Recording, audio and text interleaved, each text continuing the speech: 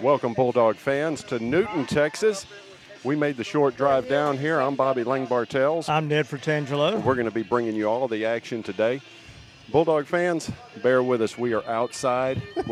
We are under cover, but we've been here, an hour and a half? It hasn't rained, but we're soaked. We are soaking wet. We all stink. We're gonna bring you all the action, though. We're going to have a good time because it is Bulldog football on a Friday night. Ned, we got a lot of stuff to talk about. We're going to talk for about 10, maybe 11 minutes, and then we're going to go to the coaches' show. But start us off with some of these rankings because this game tonight, I think we're both in the top 10. Oh, yeah, both in the top 5. We're number 4, they're number 5 in one, they're number 6 in the other. Newton coming in. I tell you what, they're where's my roster here, Bobby? Slides and they want to beat us. What do I do in my roster? For them? Yes. All right, go ahead. Guy, you're going to be hearing a lot of names tonight is K.J. Porter. He's a tailback. He's being recruited by everybody in the state of Texas, and this dude can motor. He was a freshman last year. He's a junior this year, and he's grown up a little bit. No, wait. How can he be a freshman last year and a junior this year? Okay, he was a sophomore last year, all right, junior this year. The heat. The heat has gotten to me. I wish I could blame it on the heat. It's sometimes called old age. Oh, you're good. You're good. Quarterback, he can sling a ball downfield. They've got one heck of an offensive line. This is going to be a battle tonight. These guys are ranked in one poll number 6, another poll number 5. We're ranked number 4. It's going to be a fist fight all night long. Last year, Ned, it came down to the wire. You know, we were up in Jefferson, and Newton hung in there with us, and, right there at the last, Jefferson pulled it out. So we're expecting the same thing tonight. Bobby, let's tell the fans, you can't see it. You can see it once we go on the air, but this field is a natural field, and it is crowned about 4 feet to the center. So when you come down to one side or the other, Bobby was sitting down level on the ground there, and you can't even see the track on the other side. It's going to be different for us. They're used to it. Ned, I've been on a lot of football fields, and this is the first one that the crown of the field or the middle of the field is so high. Now, we talked about this. So when Chance Washington is in the middle of the field, drops back for a pass, and his receiver's doing an out route, he's running downhill. So Chance is going to have to hopefully figure this out in pregame. Take a little bit off. Or he's going to be overthrowing. And if he runs to the side and he's got to throw back up, he's got to take a little bit off because he's shooting. Going uphill. I mean, yeah. It's going to be interesting. And, you're always faster running downhill, so running towards the sideline, you're going to see a little bit of a sprint right there. So, yeah, this was a little unique when we got here. I mean, it was the first thing when you get down on the track. I was like, Ned, am I seeing things or what is going on here? But, yeah, very high in the center of the field. Hey, let's talk a little bit real quick about last week's game. And I know it's in the past, then we'll move on, but well, just the standouts, Bobby, that, we don't know what to expect. We hadn't seen either one of us saw many practices this year, and these guys come out, and, the question I had was, Chance is going to be he has some big steps to follow. Oh, definitely. And, was he going to be okay? He stepped out on that field, and, I mean, every pass was to perfection to him. Right in the hands. Tigray had, 3 touchdowns? Deep balls. Deep balls. You bet they were deep. And he was 5 touchdowns through the air, I believe. 5 touchdowns and ran for 1 as well. Yeah. So, bright spot at quarterback, come out and really showed out on his debut. And then how do you feel the shoes of Cameron Williams? Well, there's 3 names in there. You have Jacoby Morrow. Trey Moss. You have Trey Moss. And then we had, there was a third one. Demetrius. What was Carr? Demetrius Carr. Yeah, that's it. Yeah. Number 16. And, I mean, they look like they've been doing it all their life. The only little hiccup was offensive line a little bit. They had to get their feet steady, and once they figured it out, then they were okay. It was a different team in the second half than it was first half. They're just learning things. That's the first time. A lot of them were freshmen or sophomores. And that's right. Just the learning of the game of football under real circumstances. Now let's briefly talk about the other side of the ball on defense. Hey, Leonard came out and kind of surprised us. Started running and moving the ball down the field, and I know we've got one of the best linebacking core in the state of Texas in 3A, and a big up front line, and the secondary is solid as well. So after they got their footing, like you said, first game of the year, got a few snaps in, second quarter comes around, it gets tight. By the fourth quarter, they were shutting them down. I'm telling you, it was a total different team. But they just, even for the guys that played last year, you get the jitters on that first game. And once you get that out of your system, you start playing football, then everything that you've been taught all summer just falls into place, and they were easily able to do that the full night. Ned, let's run down our sponsors. Once again, we couldn't do it without them. Riverside Bank of Jefferson, Edward Jones Investment, Patterson Pest Patrol, Maximize, Bulldog Bales Bonds, Porta-John, Johnson Collision. And we'll be mentioning these guys all night long. We thank you what they do for us. And if you guys could see this up here, what Jay Patrick and Greg Ingraham and these guys have set up here in the time that goes into this. And it's all because of these sponsors that make this possible. And Bobby, we get here and we've got one breaker blown, one is good. Half of everything was working, the other half wasn't, and they scrambled around. And it's amazing what they've set up here. It looks like something you'd see on ESPN. Right till I guess it was 5:58. They said, "All right, let's go." So we really appreciate all these guys. Bulldog fans, let's talk about something real quick that's going to take place Sunday, September 14th at 4 p.m. down at Riverport Barbecue. Now, Ned, last week we were totally unaware of this situation with this young man. Oh, yeah. And we went into that game. I thought I was going to see him on the field, and then a text comes in that says, "Oh, wait a minute."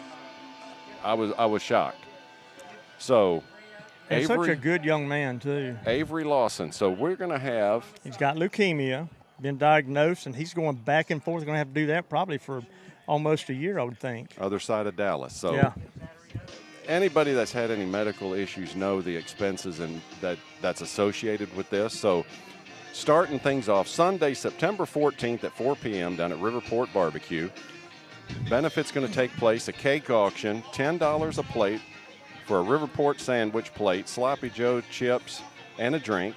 And after that, a cake auction. And now Chipwood's going to be an auctioneer, and I'm going to be an auctioneer. And I'm going to take every penny you've got out of your pocket. Hey, we're fixing to run down some names. So I tell you what, Jefferson people, listen to these names, and if you have ever had any baked goods by these people, I've been known to spend $400 or $500 on a Barbara Hampton red velvet cake, and you made me do it. I helped you do it, You Bobby. helped me do it. And I'll help everybody that comes out. So just Jefferson Bulldog fans, listen to some of these names. I'm just going to give you the first names because you know most of them's last names. Sissy, Tracy, Mary Lee, Stacy, Melanie, Tammy, Sue, Sharon, Kay, Lynette, Kim, Megan, Amanda, and Pam Dennis. And let me tell you, there is going to be some of the best. They're not going to only do pies this year.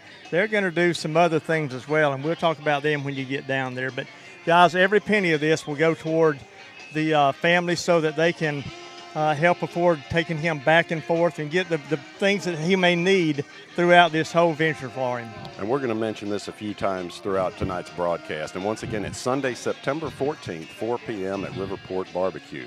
And at any time you can go down to First National Bank in Jefferson. There's a special account set up for Avery Lawson. You just tell them you want to donate to the Avery Lawson special account. You can go see Carol Walker, make your donation, and anything is appreciated. Definitely appreciated. Tell you what, if you'll watch a coach's show, we opened it up just by talking about this young man. And Coach is there, and he can tell you some of the in and outs of things that we didn't know. But he's a good young man. He's going to make it okay with prayer and proper medical. He'll be fine. I saw a picture that Chris Love paid him a visit. Oh, did he? Chris Love showed deal. up and paid him a visit. Really appreciate that. All right, Bulldog fans, we're going to be back in a few. We're going to turn it over to Mr. Jay Patrick, the producer of all this, and bring you the Coaches Show with Ty Taylor and Ned Fratangelo. We'll be back shortly.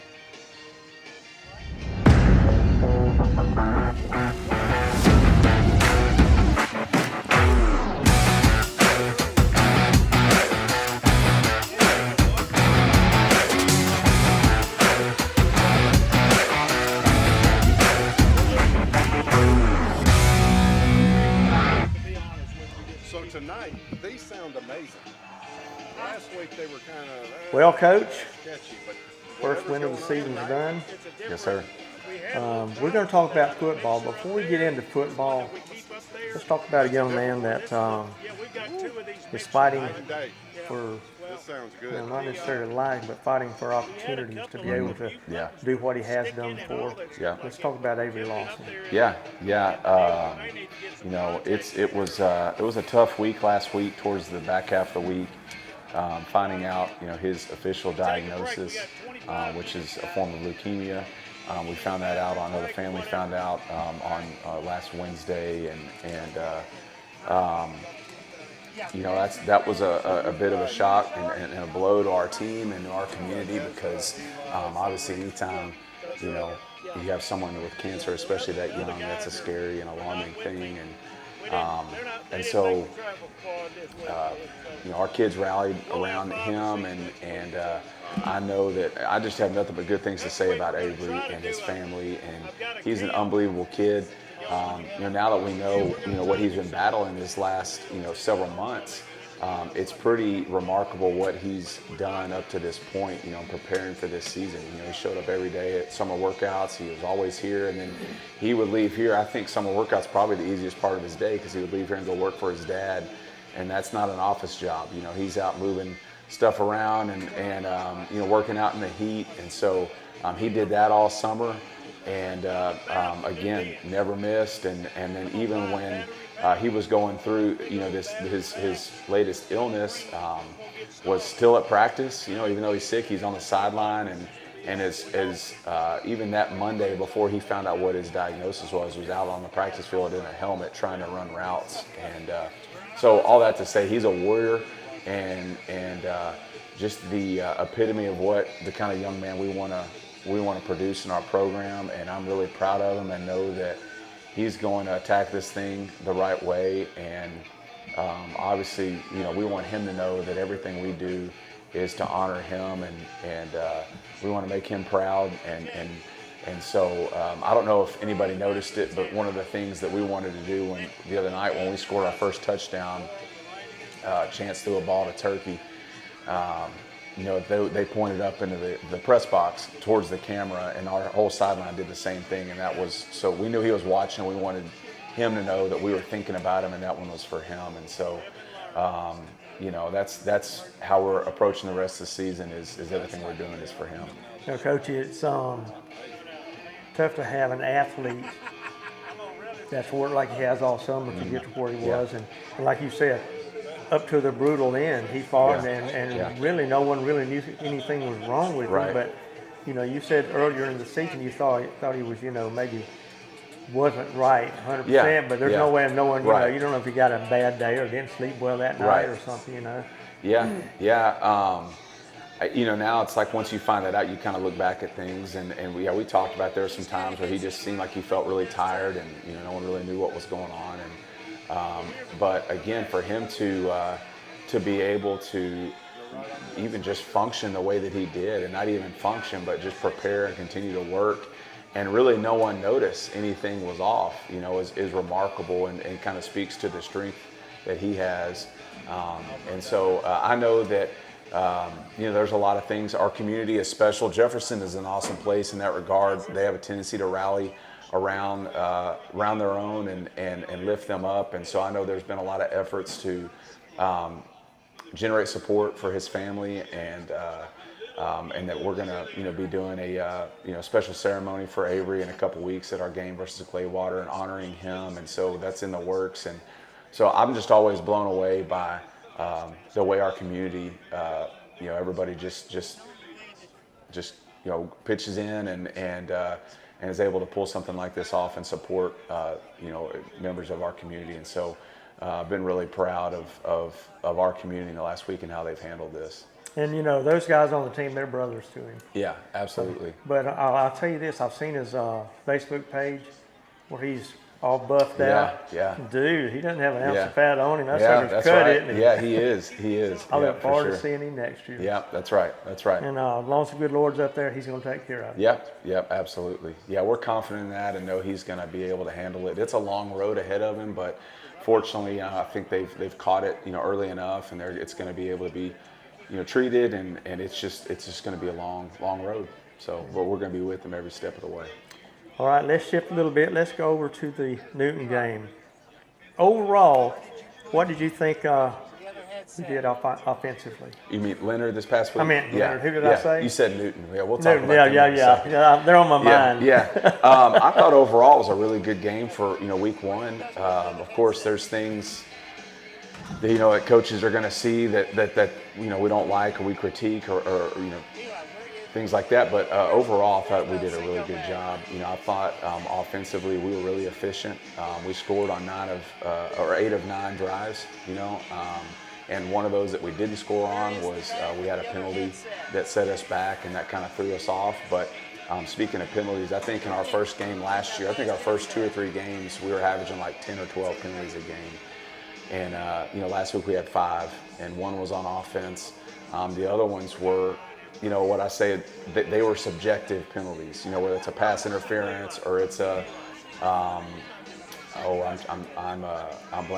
the targeting call that we got that was questionable.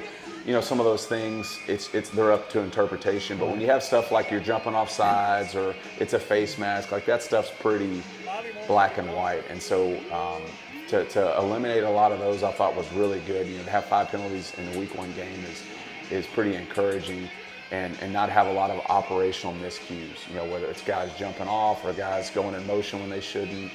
And so that was good. That was encouraging. On defense, I think we were all a little frustrated at halftime because, for giving up those 2 touchdowns.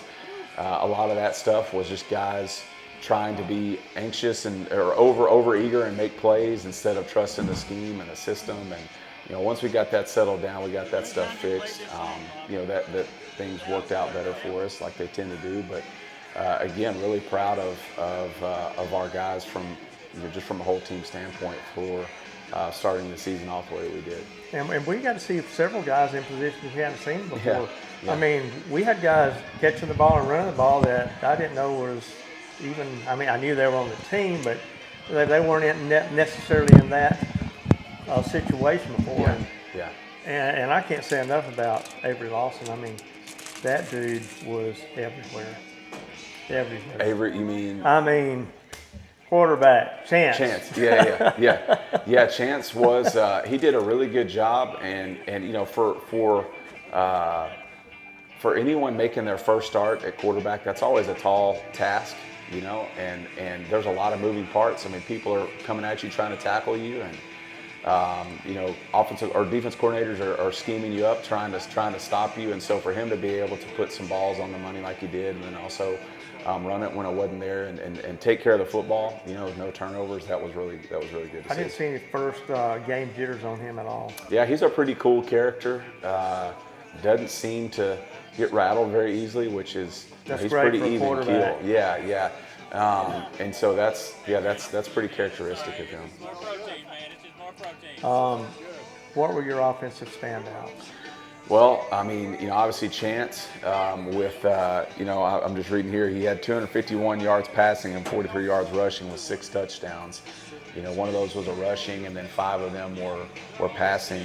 And most of them were right in the hands. Yeah. And then Travis Gray, of course, 4 receptions, 163 yards, 2 touchdowns, kind of picking up right where he left off last year. But then I think one that was a surprise was Caden Grigsby, who's a sophomore wide receiver, which is probably, that name may not be familiar with a lot of Bulldog fans yet, but he's someone we've been, that wasn't a surprise to anyone, what we saw on Friday out of him with those 2 touchdowns, because he's been someone who's progressively getting better and better. He was our JV quarterback last year, And in the spring, we asked him to move over to wide receiver. We thought he would be that would be a really good spot for him.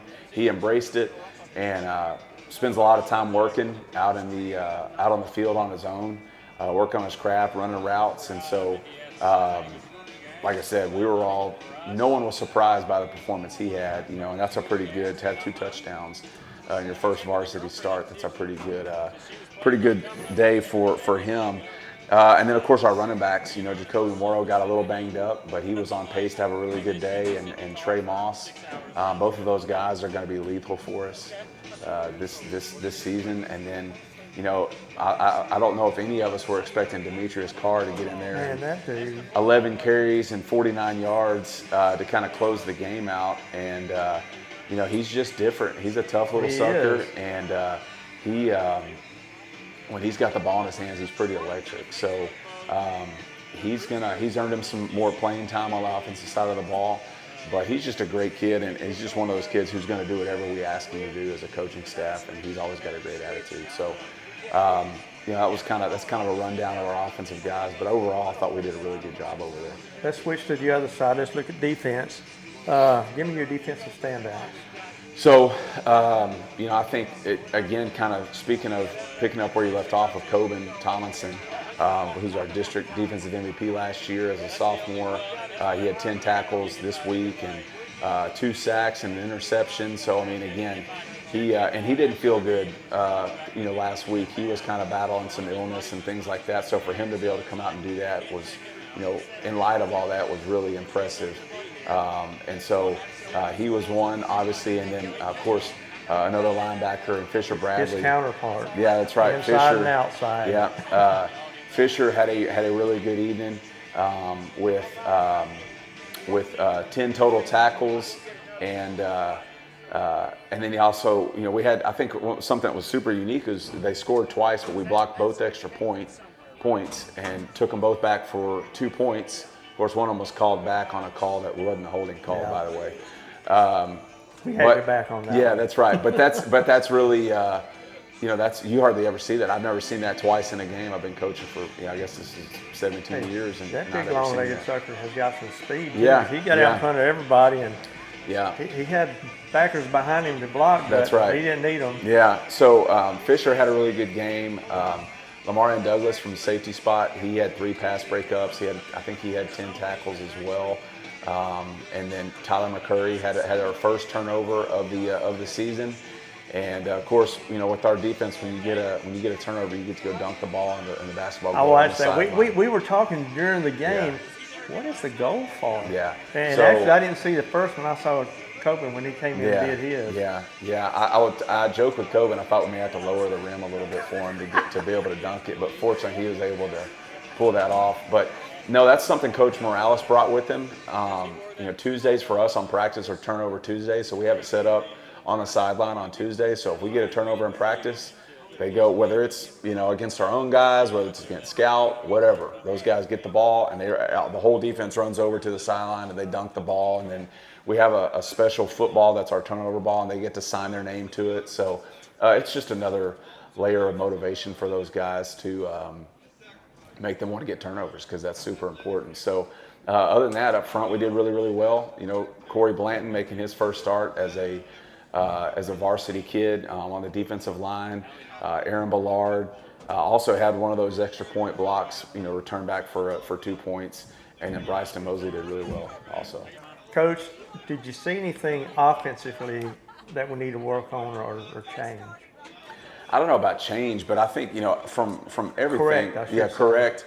I think you're always looking for ways to get better and to improve. I just think just from an operational standpoint, just staying on blocks and, just understanding, the scheme and what we're trying to do and being able to diagnose defenses. But all that stuff's going to come with reps and with practice. And so, that's one thing. But, again, we were pretty efficient.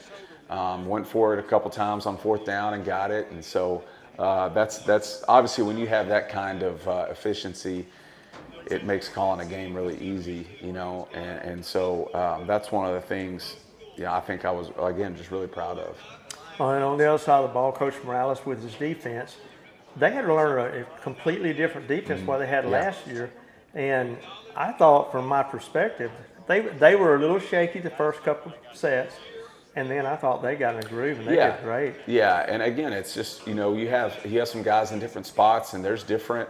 It is a little different for us as far as the terminology and everything. But once the ball snapped, in those first 2 or 3 seconds of a play, after that, it's just running to the football and tackling. But yeah, I thought they did a really good job, for week 1. But one of the things we talked about as a coaching staff, one of our coaches brought up, was that all 11 of those guys were playing different positions than they did last year.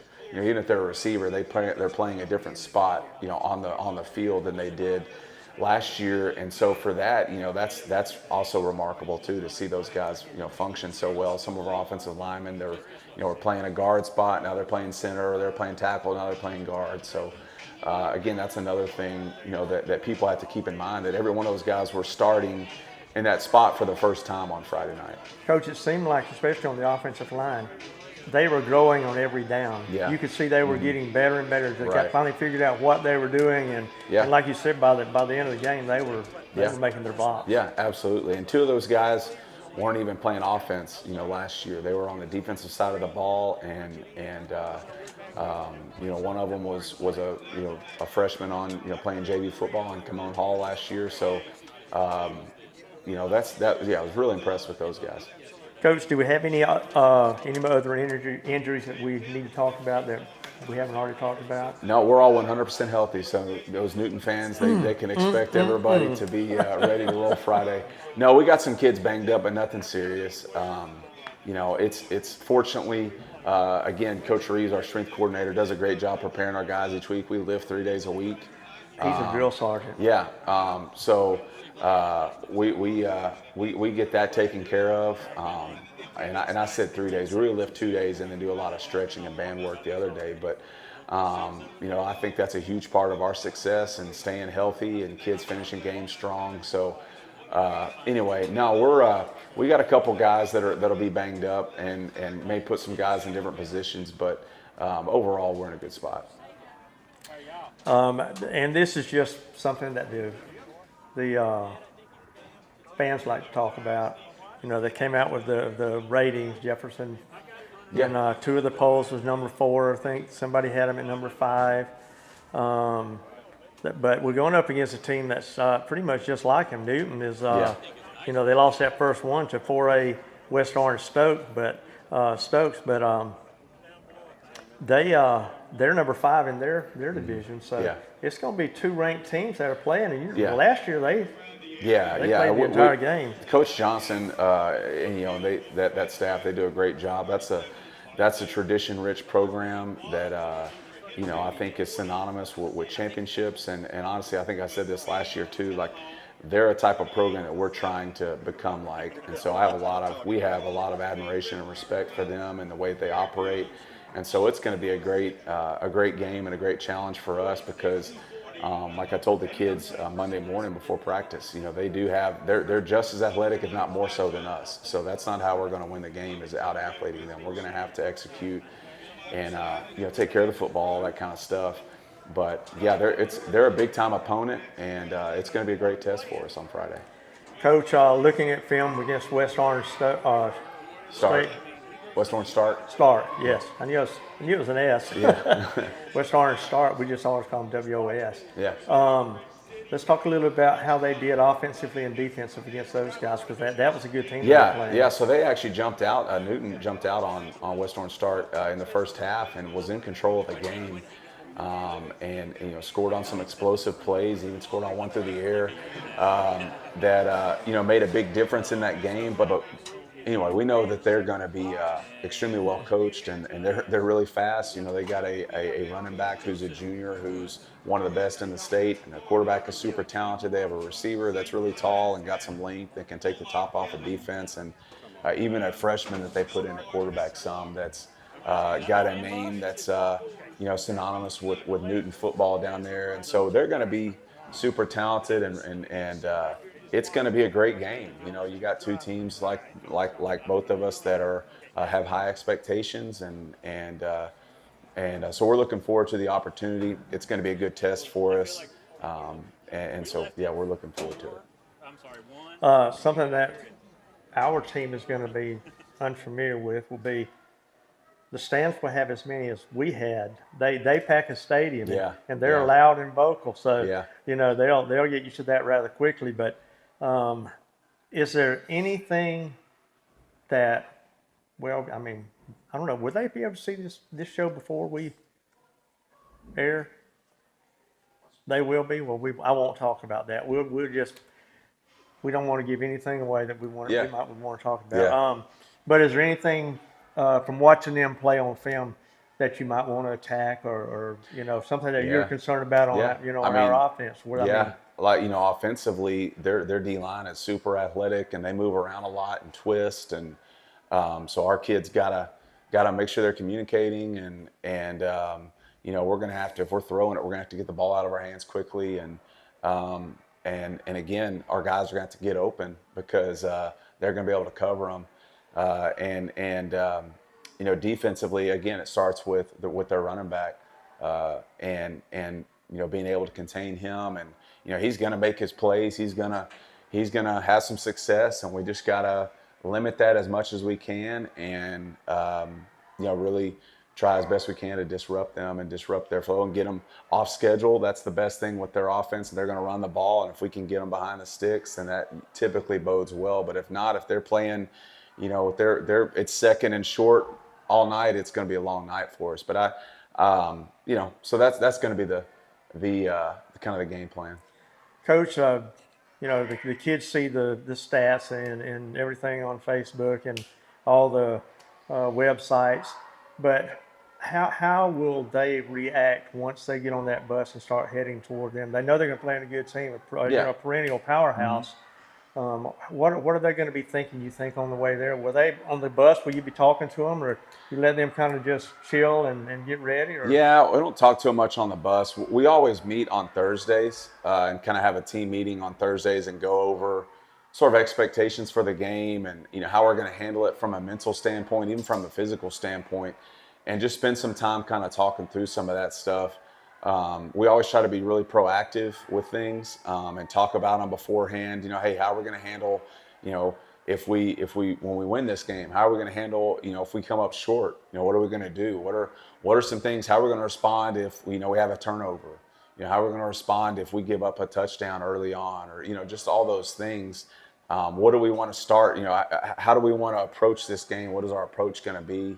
All those things we'll talk about and kind of get their minds in the right frame of mind going into it, because we're big on visualization. We want them to visualize and spend Thursday evening and Friday morning just thinking about their responsibilities, and I feel like the more that they can do that, the more confidence it's going to give them, because I always tell them the best gift, the greatest gift that we can give them as a coaching staff is for them to have the confidence that when they step out on the field against whoever it is, that they have a belief that the game's over before it started. They're prepared. That's right. And you can't do that if you don't prepare during the week. Otherwise, it's just fake, and it's pretty, it's not very substantial. It shows immediately. Yeah.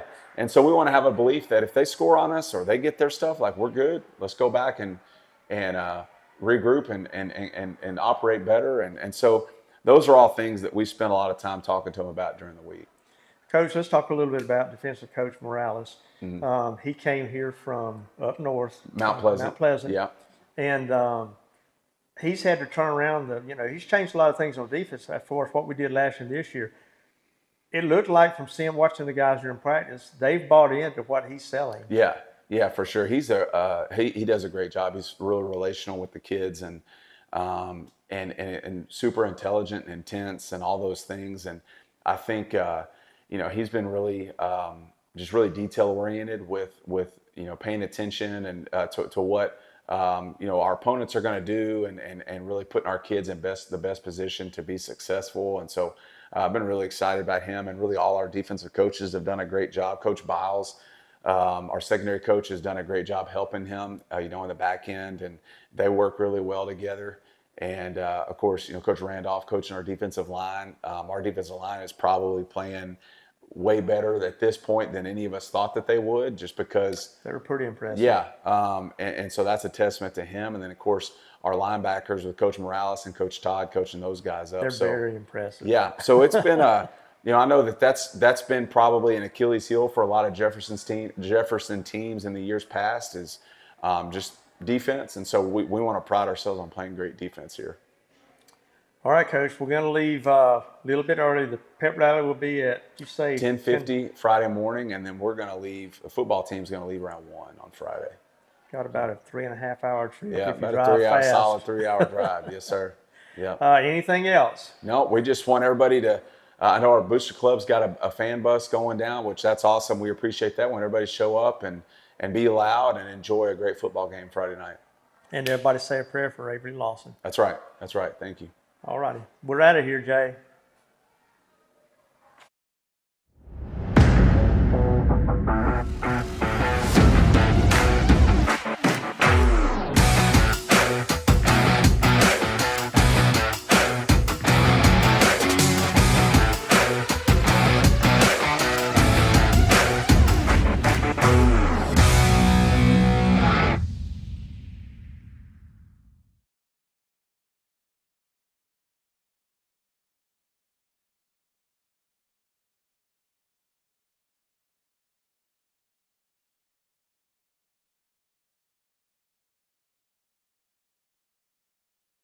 Is the skill and dedication of these young athletes. We pray for their safety on the field, that you would protect them from injury and guide their actions with wisdom and sportsmanship.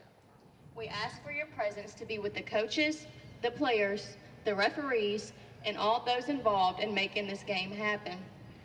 May we all honor you in our efforts, playing with integrity, respect, and a spirit of camaraderie. Lord, bless these young men as they compete. Give them strength, focus, and the courage to give their best. Whether victory or defeat, help them to learn valuable lessons about teamwork, perseverance, and character. May this game be a source of enjoyment and a positive experience for everyone here. We thank you for the blessings you've bestowed upon us and ask for your continued favor. In Jesus' name we pray, amen.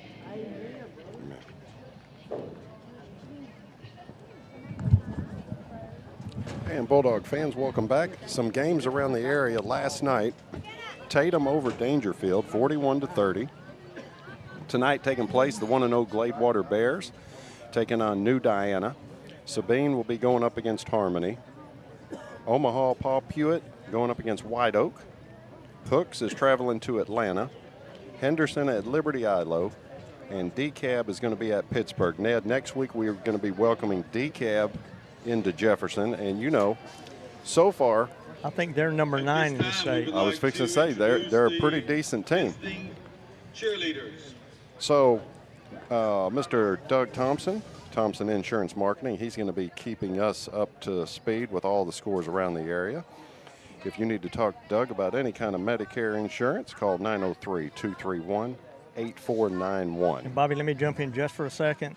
I did make that call to him 2 years ago, and what he gave Susan and I just unbelievable. So I highly recommend him.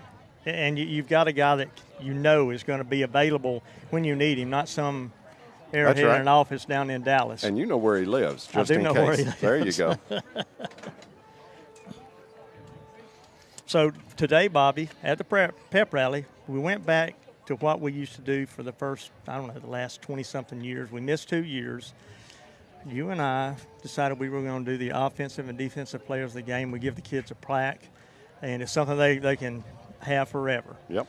And I chose as the defensive, and it was a tough decision because we had 2 linebackers, an outside and inside. They both had 10 tackles, and it was amazing how close they were. And I chose, it was between Coben Tomlinson and Mr. Bradley. Fisher Bradley. Yep. Wait, now we're going to say another prayer? No, that's going to be school song. Okay. And the difference was Bradley picked up a blocked 2-point conversion, ran it back, and I gave him the defensive player of the game. And who did you have for the offensive player of the game? Offensive player of the game for me was a no-brainer. That was Mr. Chance Washington back there at quarterback. 5 touchdowns through the air and 1 on the ground. So stepping in, it was his first start as a Jefferson Bulldog and really showed out. So tonight we're going to see if maybe we could find another star on offense to give that plaque to next week. Bobby, we're playing on a natural field here in Newton Stadium, and we were walking and looking at the stadium. It has about a 4-foot crown, which means in the middle is 4 foot higher than it is on the sides. And it's hard to tell from up here probably on this view, but when you're down there on the field or near the track, I mean, that's the first thing you're going to notice is how high the center of the field is. So when you're throwing a pass, the quarterback is up on the top of the crown and your receiver is down the field. He's got to allow a little bit of taking it off or putting it on, depending whether he's going uphill or downhill. Yeah. So it's going to be a little bit of a challenge for Chance tonight, but we didn't say a word about it because if you're thinking about it, it'll happen. Just like your golf game, Ned. If That's you right. think about it, That's you're screwed. Right. We talked about that on the way up here, didn't we? We sure did. Bulldog fans, we are outside. We're under a cover, but you might be getting some of the surrounding sounds a little more than you're used to. The band is right next to us, and just be aware of that. So last night, JV was playing. I tell you, Bobby, it was Texas High freshman team came over and played our JV, and I was really impressed with what I saw on the JV team. We've got some guys on that team that are going to be super guys when they get up on the varsity. But just some standouts I saw. We've got a tailback by the name of Richard Linwood, number 12, and that dude can run. He's a freshman. Remember Shock Linwood, who was over at Linden Kildare, and then he went to Baylor, and then went into the NFL for a while? So up in Linden, in Cass County, if you're not familiar with that Linwood name, yeah. it goes back to the 70s. Tremendous athletes, Linwoods. So yeah. you played against some of those guys maybe in the 80s? 6'6", Alvin Linwood, back in the 80s. Yeah, we've got some stories. And you were 6'3", 6'4"? About 6'4", yeah.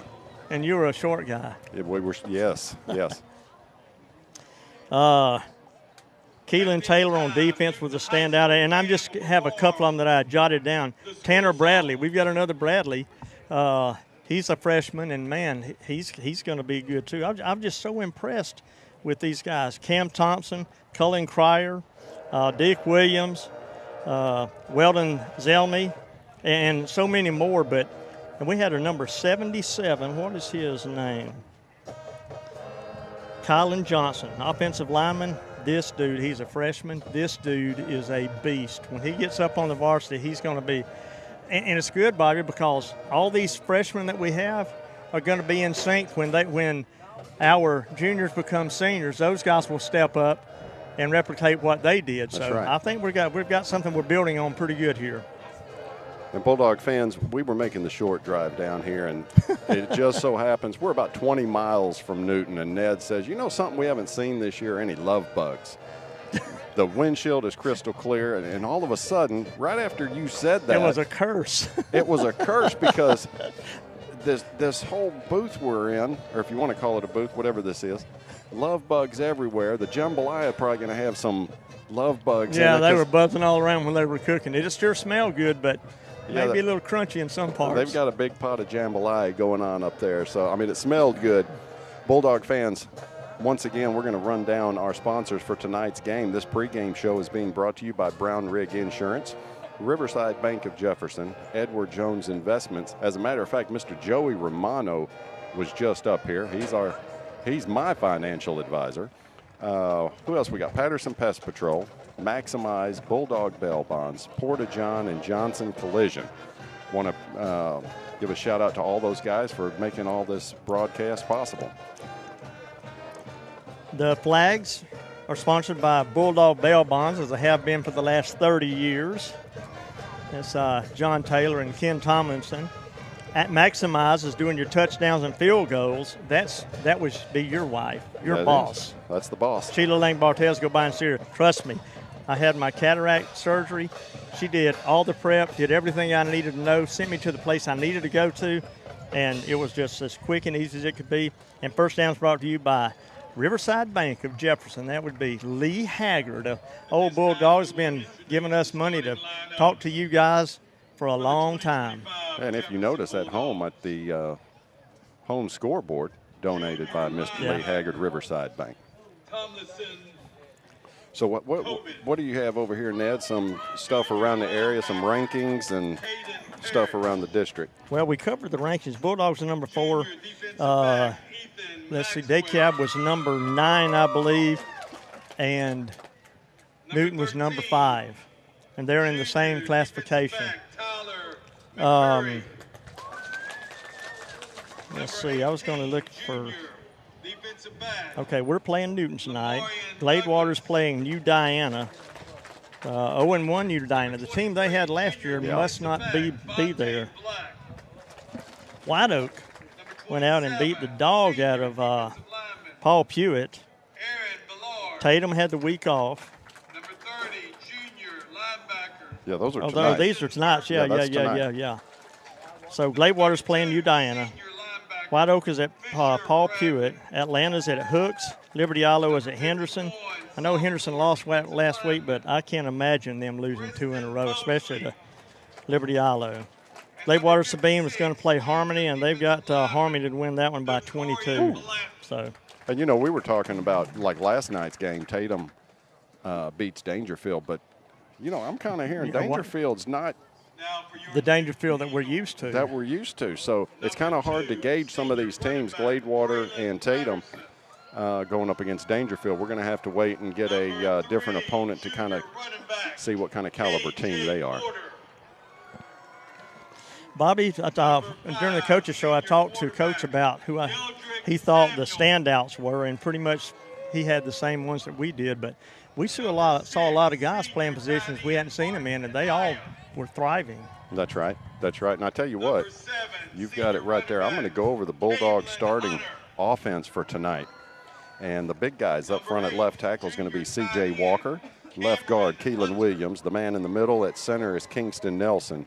Right guard, Camone. Am I saying that right? Camone Hall? If I'm not, I need to get the right. I'm thinking it may be. I don't know. We'll check on that. We'll check on that. If I said it wrong, I'm sorry. Right tackle is Adam Johnson. Quarterback, of course, Chance Washington. Running back tonight, starting off, is going to be Trey Moss. Halfback, Braylon Johnson. Z receiver is Caden Grigsby. Wide receiver, Jermaine Hopkins. Might better knowing better as Turkey. Yep. And the X receiver, the standout from last week, who was right behind my pick for Chance Washington, was Travis Gray Jr. And I'm telling you, Chance put those in his hands, and he just flew to the goal. Right in stride. I mean, he was hitting everybody in stride. It was phenomenal. Ned, tell me who's on defense starting. Defensive end will be Aaron Ballard. Nose guard will be Bryson Mosley. He's just a sophomore. Markevian Tatum is defensive tackle. Defensive end will be Corey Blanton. The stud will be Jason Burton, and free safety will be Ethan Maxwell, as well as our kicker. Middle linebacker, Coben Tomlinson. Wide linebacker, Richard Bradley. The bandit will be Caden Parrish. Rover will be Lamarion Davis, and Tyler McCurry. Be out there at cornerback. So Bulldog fans, we're expecting a good one tonight. If you guys go back to last year and take a look at what happened against that game last year with Newton and Jefferson, it came down to the wire. These guys are the real deal. They're big, they're strong, they're fast, but so are your Jefferson Bulldogs. So it's going to be a key matchup tonight, kind of gauge where we are starting out early in the year. But I'm expecting some fireworks from this Bulldog offense, and hopefully that defense can get started early and keep them out of the end zone. Bobby, for the Eagles, their running back is K.J. Porter. This dude is for real. He's being recruited by everybody in the state of Texas. The quarterback can sling it. He can run it. Deldrick Samuel, you're going to see a lot of him. He's a senior. And there's a tall wide receiver, and I don't remember his name. I want to say it's 23. Kasdan Howard. I remember that name from last year. He's tall. He's a tall drink of water, and he can go. You guys are up here with us in the air conditioning? Wow, the coach has just come up. We're across the way here in Newton. We're outside, and it's a little bit warm. Our clothes are completely soaked, but we're fixing to have one good football team. Yeah, the chair legs are kind of falling through the floor. It's a metal grate floor, but hey, we're just happy to be here broadcasting some Jefferson Bulldog football to you. Bobby, this is not as bad as Where were we the night that we had to set it all up in the stands? We were in Frankston, Texas. They had nothing. Nothing. We got a chair. We got 2 chairs and a table, and I don't remember if we brought them or if somebody brought them for us. I think we acquired them while we were there somehow. We were sitting up, and we're in the middle of the crowd, and we had 2 ladies that were not speaking the King's language. They had their own language, and it was not very nice. And finally, I just had to say, man, we're on the air. Everybody can hear everything you're saying. Oh, we're so sorry. Yeah, so it may be – I might need to look around at this crowd to see who's with us because he might have some of that tonight. So maybe everybody stays under control. Maybe I think we'll be okay up here. And it might be this guy right here. Yeah. I doubt it. Or it could be Leah. Well, you're talking about school board member. Yeah. Robert Cooper is here tonight. So his lovely bride is with him. A lot of Jefferson Bulldog fans made the trip. It's only about a 2.5-hour drive, and Ned, it went by quick for us. I mean, anytime you start talking about golf or football or this or that, and it just flew by. So it did. Not much ventilation. We are absolutely soaked, but it's okay. Bulldog we are fans. Here. Yeah, we've got about 6 minutes until we kick this thing off. Jay, do you have that commercial loop maybe? Going to be back in just a second. When Mother Nature sends her hordes of pests and bugs at you, call Patterson Pest Control, owned and operated by Marion County's Sheila Kendrick. Sheila's pesticide business has grown to cover 17 East Texas counties, but her sales and technician staff know the roads around here. Termites, bedbugs, fleas, rodents, ew. They put the cuffs on pests so you can rest. Call 903-7... Have you made a mistake and had a penalty flag thrown on you in a game of life? If so, call the guys at Bulldog Bail Bonds. We are locally owned and you get fast service. Credit is available. Call Ken and John at 903-665-1123 or at 800-317-1123. Available 24 hours daily. Bulldog Bail Bonds is a proud supporter of Jefferson Bulldog football. We will be there to help every time that penalty flag is thrown. Mother Nature sends her hordes of pests and bugs at you, call Patterson Pest Control, owned and operated by Marion.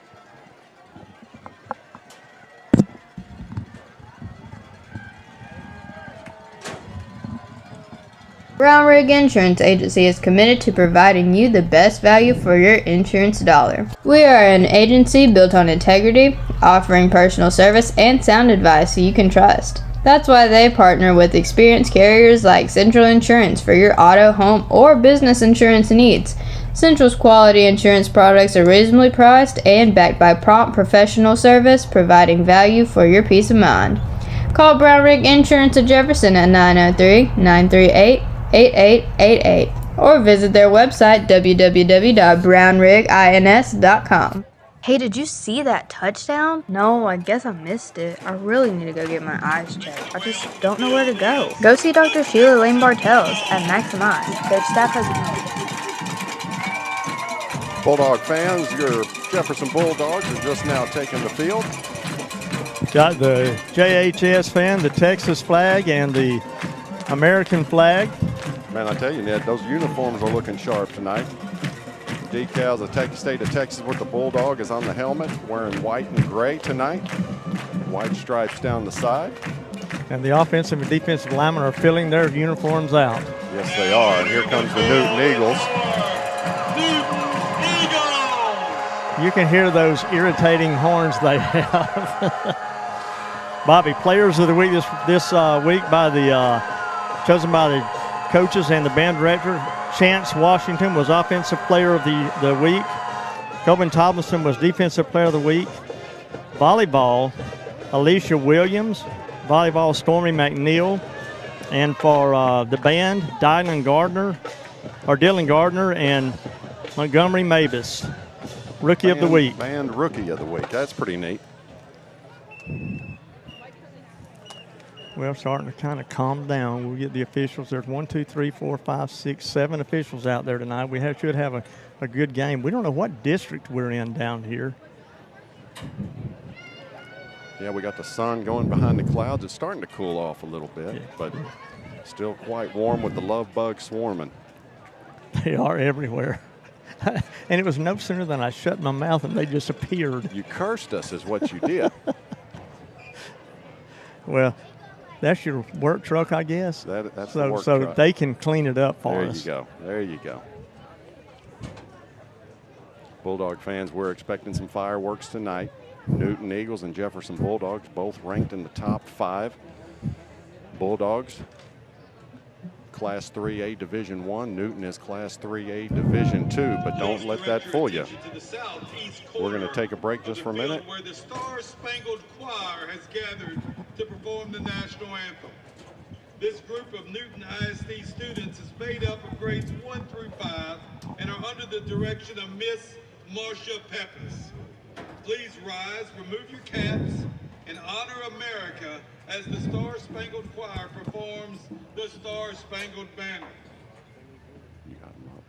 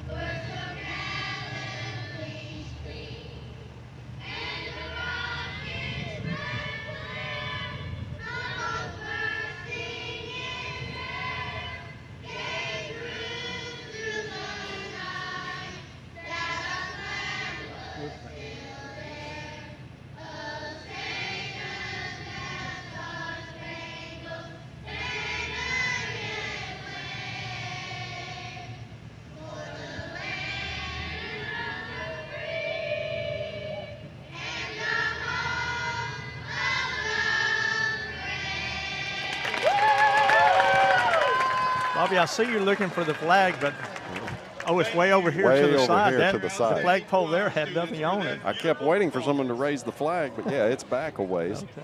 Totally missed that till right at the end. The head coach here for many years was Curtis Barbay. He was a hoot. He was probably 6'3", 6'4", and probably weighed 350, 400 pounds.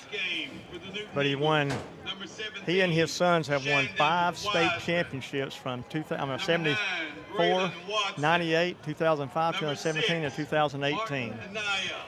Ned captains for tonight for the Bulldogs. Number 7 is Coben Tomlinson. Number 27, Aaron Ballard. Number 57, Keelan Williams. Number 3, that's Chance Washington. And out there on the end is number 9. Is that Dale Brown? That's Dale Brown. He's out for the next couple of weeks. He's walking, but he's got just needs some room to repair. Got that walking boot on right now. Hopefully he gets recovered pretty quick.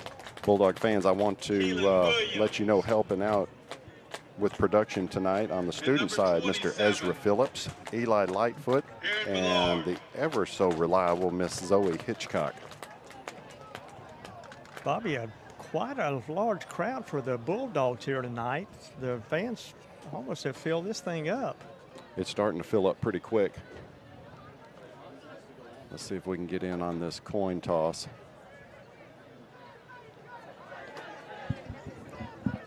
And we'll figure out who's going to get the ball first.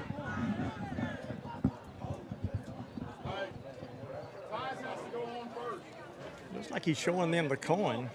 Coben Tomlinson is right there for the Bulldogs with the official. Number 9 for the Eagles is Braylon Watson. He's the senior tailback. Here's the toss.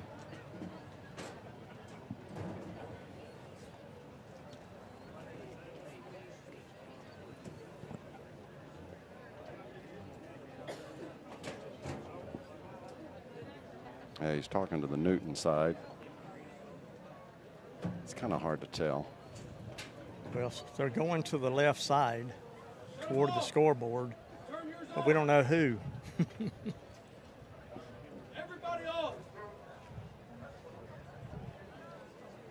Here we go. Now we're going to figure this out. I think Newton's going to receive.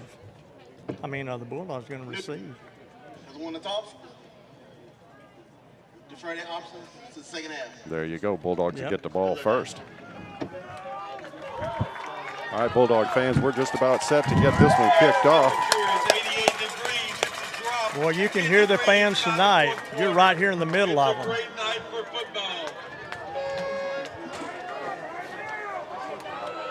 And once again, Ned, we're still kind of learning some of these numbers. Some of these players changed numbers from last year that were even on varsity, so that's kind of messing us up. But we're going to get things figured out. Teeing it up for the Newton Eagles is number 7, Kevlin Hunter. He's a senior. Back deep for the Bulldogs, you're going to have Travis Gray. You're going to have Jermaine Hopkins. Man in the middle is going to be number 13, Tyler McCurry. And on the offside, Caden Parrish. Oh, yeah, this is going to be loud. Boy, this is like being at a college, man. Let's play football. Some rankings number 4, some number 5. You got a top 5 matchup tonight, Division 1 and Division 2 and 3A. Ned, here we go. It's time to play some football. There's a whistle. Deep kick down the middle. It's going to be Travis Gray Jr. He's going to take it about the 15. Going up the middle. If he could, he got taken down. He got across the 20. Double deuce on the tackle. Irvin Gaston, he's a linebacker. They've got it marked right at the 26-yard line, be 1st and 10 Bulldogs.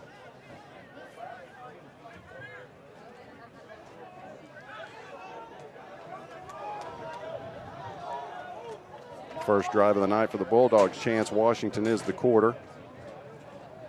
quarterback. Kingston Nelson is the man in the middle. Something we just talked about. First throw incomplete. You can kind of see that transition from the middle of the field out into the flat. Kind of basically throwing on a downslope. If you're running an out route, he's going to have to take some off. Going uphill, put a little bit more on it. 2nd and 10 now for the Bulldogs. Twins out to the left, one goes in motion. That's Jermaine Hopkins. High snap. Be Trey Moss up the middle. He's got a little daylight. He's going to get pushed up close to the 30-yard line. It looks like about a 4-yard gain. Spotted at the 29. A 3rd and 6, it looks like. Maybe it's a long 6, maybe 7. Turkey goes in motion. And what do we got, a flag? Maybe a false start. I think it's going to be on the offense. 55 across the way was pointing. That's Dylan Walker, and it is against the Bulldogs. That was on the right side of the line. Might have been number 70, Adam Johnson. Now it's going to be 3rd and long for the Bulldogs. That penalty flag is brought to you by Bulldog Bail Bonds. Oh, high snap again. Washington under pressure, fumbles, and it looks like Newton is on the ball. Oh, my goodness.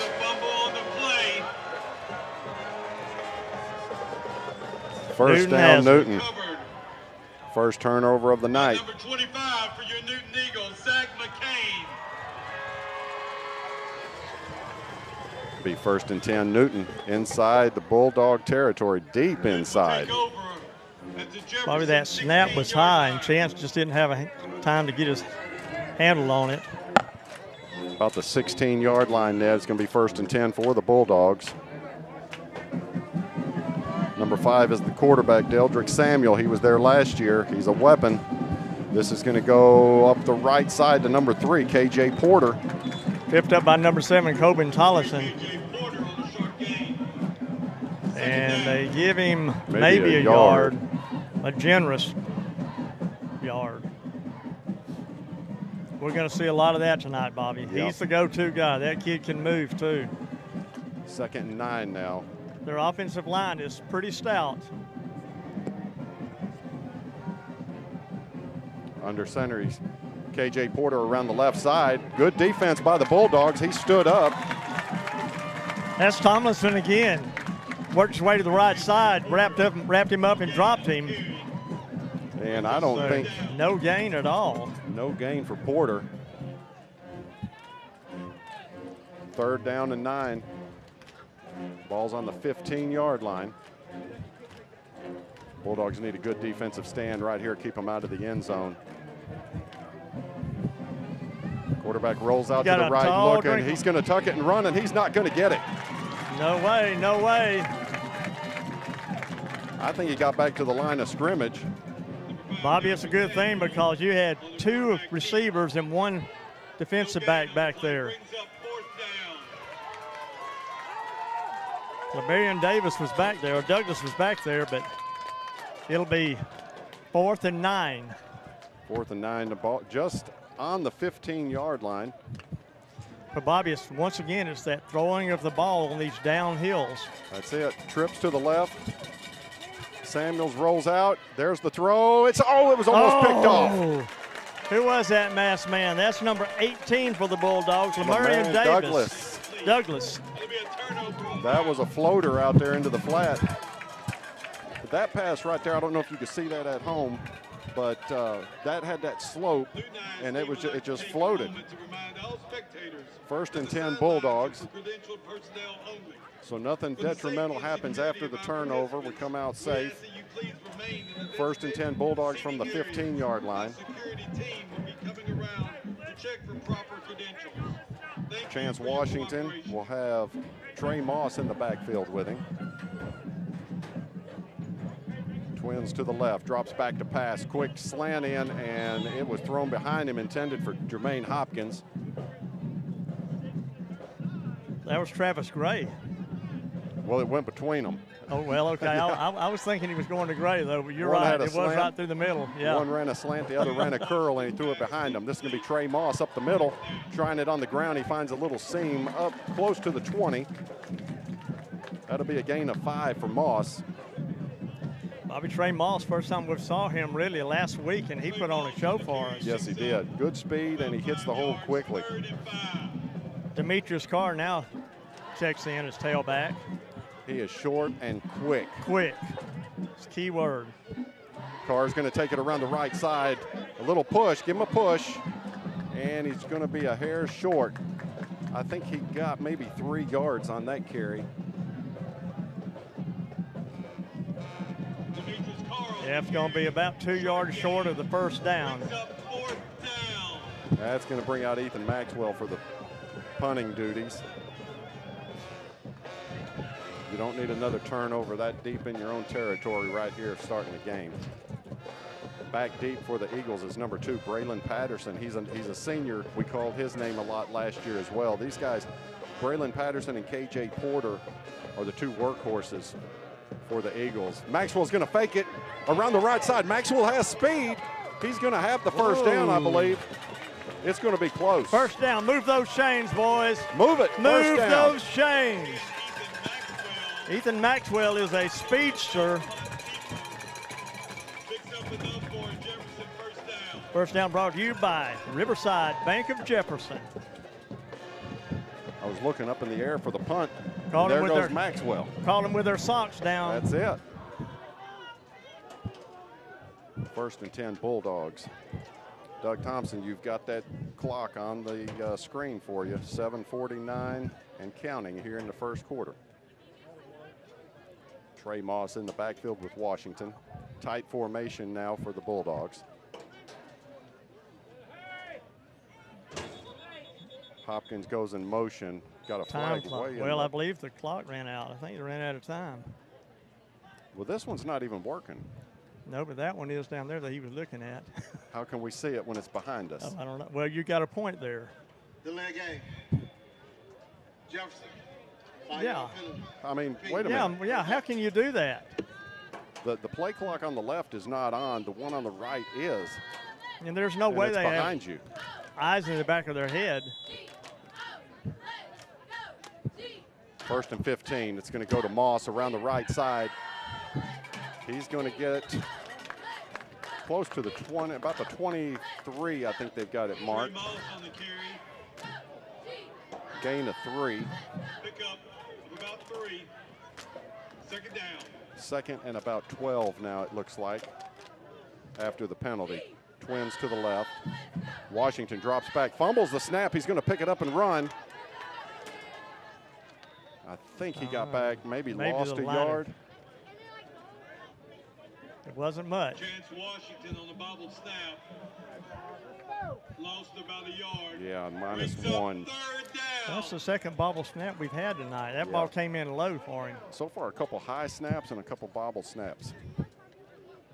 3rd and 12 for the Dogs. You got Turkey and Travis Gray out here split to the left. In motion's number 20. That's going to change it up. That's Braylon Johnson now. High snap once again. Washington under pressure, going deep down the right side. It's going to be overthrown. Incomplete, so that's going to bring up 4th down. Intended for Trey Moss. Brings up 4th down. That'll bring up Maxwell again, and I don't think he's going to. Twice. Yeah, you're not going to get a fake punt that deep in your own territory with 12 yards. So far, Bobby, it's been a fist fight. 6:25 on the clock in the first quarter. Sun's going down. It's turning Feels a little great. cool. Yeah. I don't see as many bugs either. Yeah. Maxwell with the punt, kind of down the left side of the field. Takes a Bulldog bounce across the 40. To the 37. To the 37. It'll be 1st and 10, Newton. The Newton Eagles will start their drive.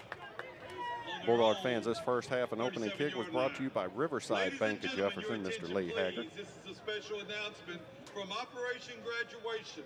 They're selling split the pot tickets during the game tonight. The more tickets you buy, 1st the and bigger 10 the for pot the gets, Eagles. which means bigger winnings for you and a better chance to win. Be sure to find one of the volunteers selling tickets. They don't have any Wi-Fi over here, and I think the coaches are having a hard time talking from the box down to the field. Jay's got us running on a hot spot right here. All available under the purple team. All right, Bulldog defense stood strong on that first drive from Newton. Deldrick Samuels is going to hand off up the middle. Oh, into no gain, I don't believe. No, I think he may have lost one. To a heap of humanity. That was number 7, Hunter, for no gain. The winner of the split the pot will be announced, and the winning ticket will be drawn So in not, the 3rd quarter. not a whole lot going on for Newton so far. On the ground, that front line of the Bulldogs standing firm. Ethan Maxwell may be 5'9". This is a pitch out to the right. Deldrick Samuels, that's the quarterback who got in the running back position. Fumble on the play. Fumble. Dogs say they have it. Bulldogs have it. And they do. Let's make sure he wasn't down. Let's make sure he wasn't down. Oh, they officials already called it. There you go. 1st and 10 Bulldogs from the 50-yard line. Well, that's one way to pick up 15 yards. It'll be 1st and 10 from the 50. 5:34 on remaining in the first. Did you see who pulled that ball out? I did not. I couldn't see. There's so many people down there.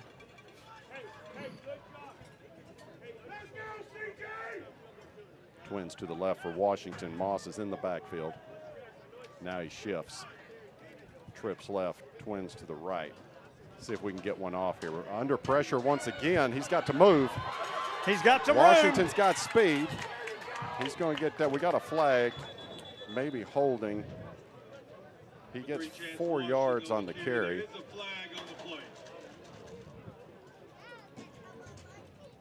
See who it's against. Man, it's against the Bulldogs. Jefferson. That defensive front for Newton is just blasting through our offensive line right now. Washington doesn't have time to even. No, when he gets the ball, they're coming through. O-line's going to have to tighten up. Yeah, they're in Chance's face when he gets the ball. That's going to be 1st and 20 for the Bulldogs. Ball spotted at their own 40-yard line.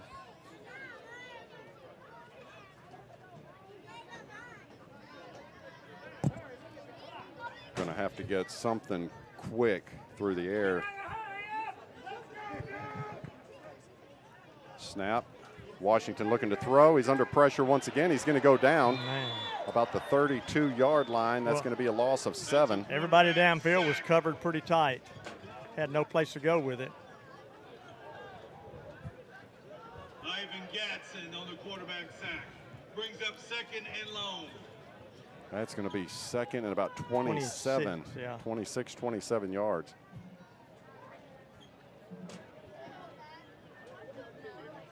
Ned, coming into this, we knew this was going to be a game. It's going to be a struggle. Good defensive front from the Newton Eagles. It's on both sides of the ball. Yep. Dropping back, looking for something deep for Travis, and he's under pressure again. He's going to take the sack.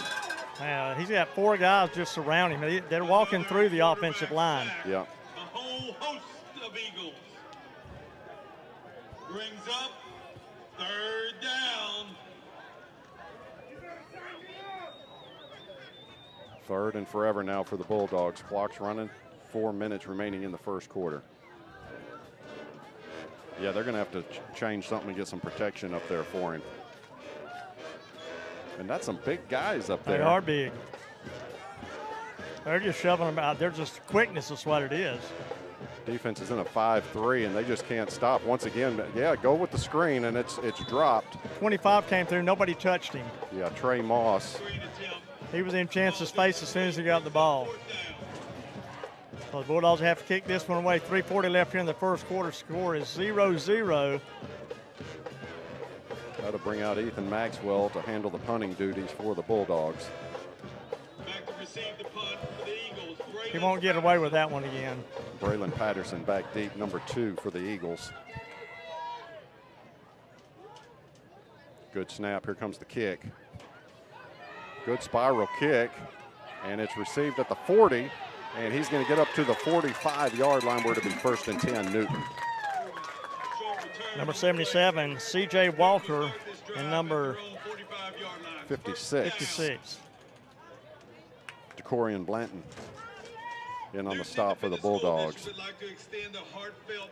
I'll be glad when we see enough games, we know who these guys are, rather than having to try to find them on the roster each time. So Newton will start at 1st and 10 on their own 45-yard line. It's truly appreciated. Brookshire Brothers, good people who serve good food and do good deeds. Samuel at the quarterback. This will be a quarterback keeper up the middle. He's got some room, spins out, trying to break a tackle across midfield. Maybe 5 yards, make it 6 yards on the carry down to the 49 of the Bulldogs. Picks up about 6, 2nd down.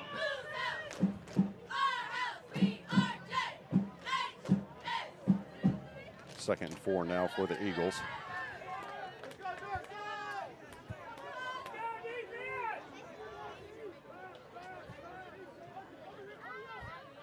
Puts a man in motion. It's going to be handoff up the middle to number 3 is K.J. Porter, but he is net. Barely got back to the line of scrimmage. That was DeCorian Blanton once again for the Bulldogs. K.J. Porter on the carry for about They're going to give him a yard on that carry. It's going to bring up 3rd and about 4 for the Eagles. Blanton is a tall drink of water. In the backfield is Kavlin Hunter now. Quarterback keeper around the right. That's going to be close. I think that he's got enough for the 1st. And that was Keelan Williams on the tackle, I believe. That was 27. Aaron Ballard. So they're going to move the chains. They had to fight for the 1st down.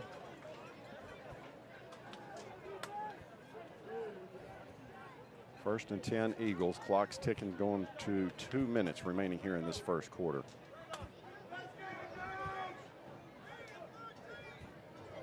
So far, the front line of the defense is looking pretty good. Now we got to get the front line of the offense to do some blocking.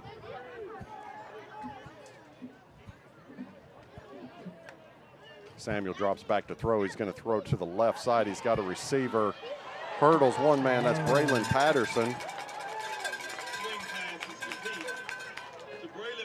I think that was Bradley that hit him in the air and dropped him where he stands. Pick up of what, like, Bobby? 2 yards, 3? We're going to give him 2 on that one. Well, Fisher came in and just He tried to go over the top, stopped and that's he a did. no-no. Yeah. We're talking about a guy 6'3" or 6'4". They gave him 3 on that. They show in 2nd and 7. This is going to go up the middle to Porter once again. Short gain, maybe 2 yards. Maybe a yard or 2 out of it. Porter on the carry. I'm going to place it close to the 39-yard line. 3rd and a long 5 now for the Eagles. 40 seconds remaining here in the first quarter. Samuel pitches out. That's the fumble. Fumble. He picks it back up. That is Cleveland Hunter fumbled the ball. That's going to bring up 4th and long now from the 49-yard line. Well, they've got it marked right at the 50. Tomlinson and Douglas on the tackle there. So that's going to set them back to, what is that, Bobby? 4th and about 15? More like 16. 16 or 17, yeah. I'm still not sold on the fact that they may kick this ball. I think they're going to. Yeah, that's going to take us to the end of the first quarter. Score is 0-0. Well, Bobby, it's been a fist fight between the 40s pretty much. It is. It's a struggle on offense for both teams right now. A couple fumbles and 1 turnover. Bulldogs deep in their own territory, but nothing came out of it. We stood strong on defense, so that's something positive to take out of the first quarter. Good Bulldog crowd traveled a 2.5-hour drive down here to Newton, Texas. You know, Jose Morales came in from Mount Pleasant, the defensive coordinator, and he has done one heck of a job here so far tonight. Yeah, your front line is doing their job. Offense has they've got to have a talking to. Well, that D line, look, you know who coaches them. That's the old timer, Stephen Randolph. Yeah. And when you say old timer, we're talking gray hair. Definitely. He's got to work till he's 78. I think he's got too many children. High snap. It goes over the kicker. That's KJ Porter. It's back at his own 20. He gets it picked up. Bulldogs are on him, driving him down. Yeah! All the way back to about the 8-yard line. But they're going to spot him. They're going to spot him at the 16-yard line. Be 1st and 10 Bulldogs. So there is a big, huge turnover by the Newton Eagles to start the second quarter. Bulldogs in great shape now. We're still waiting for somebody to come down and dunk. On the defensive side, yeah. yes. 1st and 10 Bulldogs, twins to the right. Travis Gray split to the left. Trey Moss is in the backfield with Washington. This is going to go to Moss on the ground. He's got a little opening to the right. Gets it inside the 10-yard line. Bobby, when he runs, he crouches and just goes forward. I mean, he's got some speed, good moves. Looks like he's spotted about the 8-yard line. It's going to be 2nd and 2. Pick up we'll call it 8 yards. And that one went that was a fumble. That is recovered by number 8, Cameron Hunter for Newton. Washington is trying to get him and couldn't punch the ball out. Man. Touchdown, Eagles. My goodness. Not sure what transpired to knock that ball out. And return for a touchdown. 11:18 on the clock.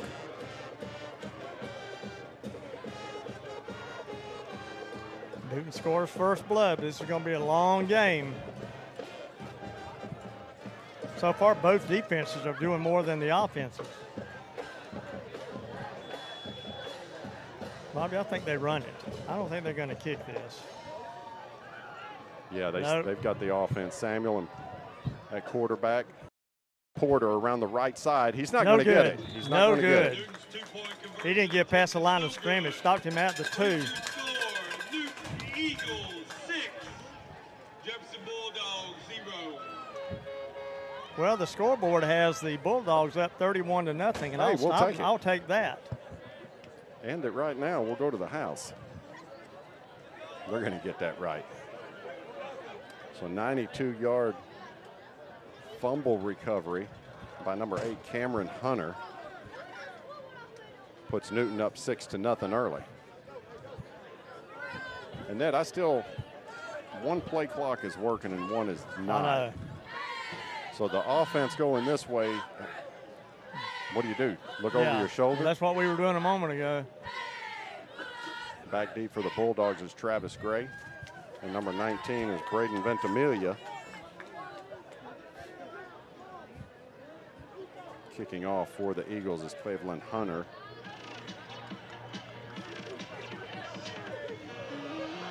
I wonder which Ventimiglia is the father. Because Michael was a heck of a football player. I don't think Paul played. And I could be wrong on that. He'll let me know if I am. So a Bulldog turnover deep inside Newton territory transpires into 6 for the Eagles. And this will be Ventimiglia down the left side with speed. He's across. He had one man to beat. They knocked him out at the 49. Let's see, I think they got him at the 48. It'll be 1st and 10 Bulldogs. Wow. Tremendous return. Ventramiglia's got speed. Oh, that was a good pronunciation from the PA on that last name. What'd he say? Ventiglia. Ventiglia. He's just a sophomore. Jefferson will start their drive. All right, Bulldog offense. Oh, what? Did he step out of bounds? Now they've got him back at the 37-yard line. I guess he did. He was on that sideline over there. We can't see it. Yeah, our view tonight is not great. But we're not sweating anymore as much. As much. All right, 1st and 10 Bulldogs. Overload the left side over there. Moss in the backfield. Oh, that's going to be a false start, I believe. Yeah, I believe you're right, Bobby. Yeah, that yellow flag on the offside down there.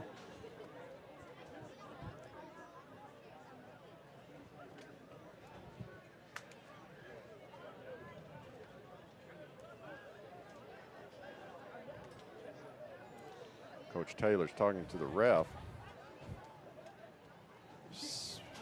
Not sure what caused it or what happened.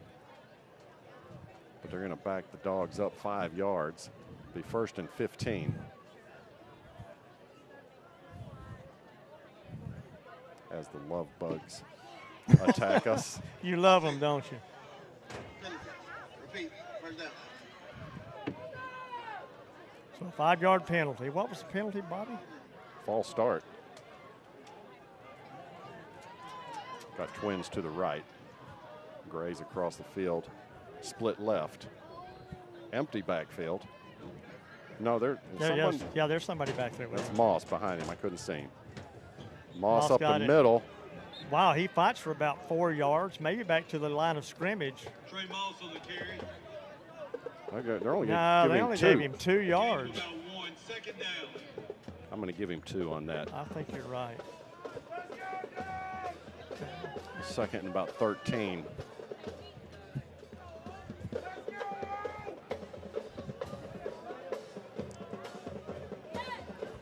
Clock ticking down to 10:40 remaining in the first half.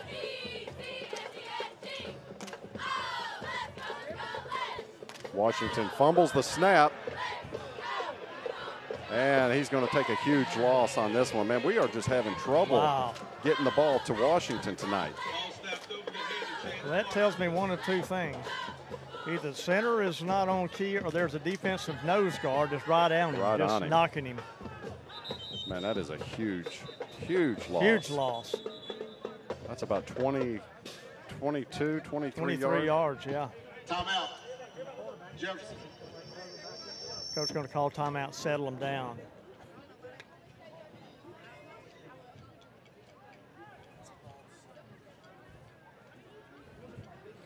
You've got the whole team out there.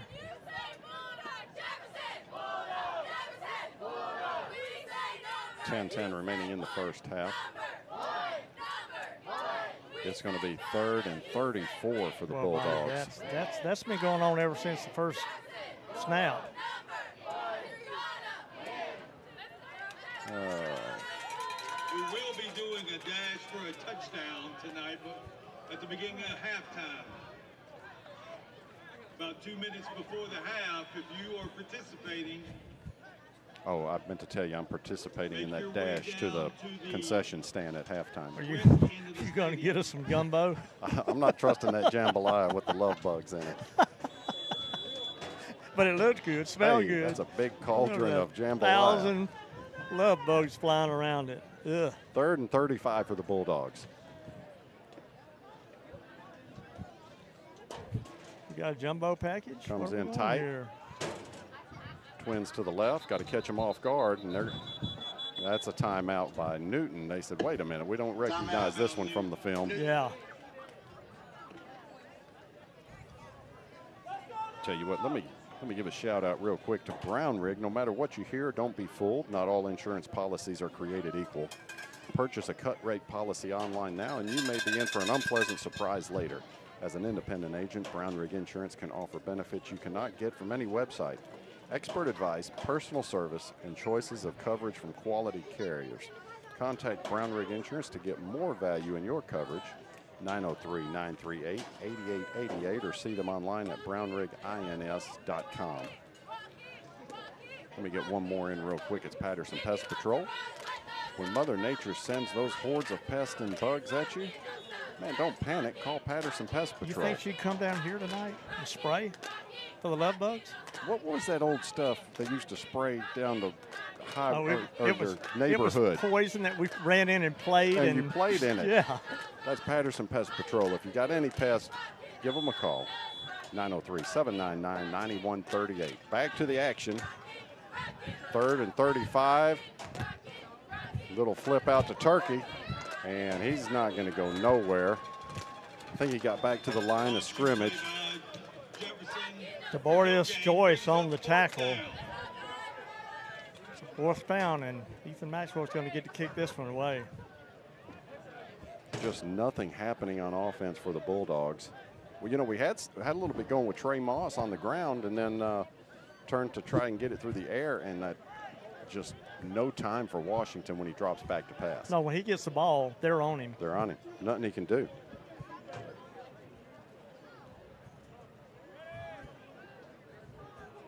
Maxwell gets the punt away. Good punt. One.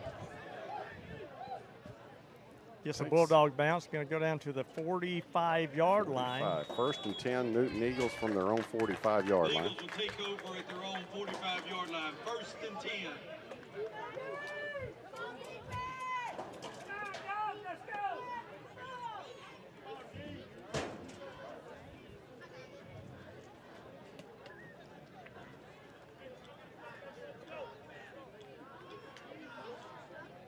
And one quick score update from Mr. Doug Thompson. It's New Diana over Gladewater in the first, 7-0. Hugh Springs over Ore City 14-0 in the first. I think that's Ore City's homecoming also tonight. 1st and 10 for the Eagles. Samuels hands off up the middle.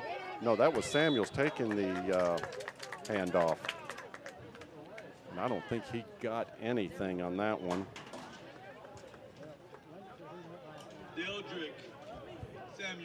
Oh, they're going to minus a yard. Yeah, buddy. -1.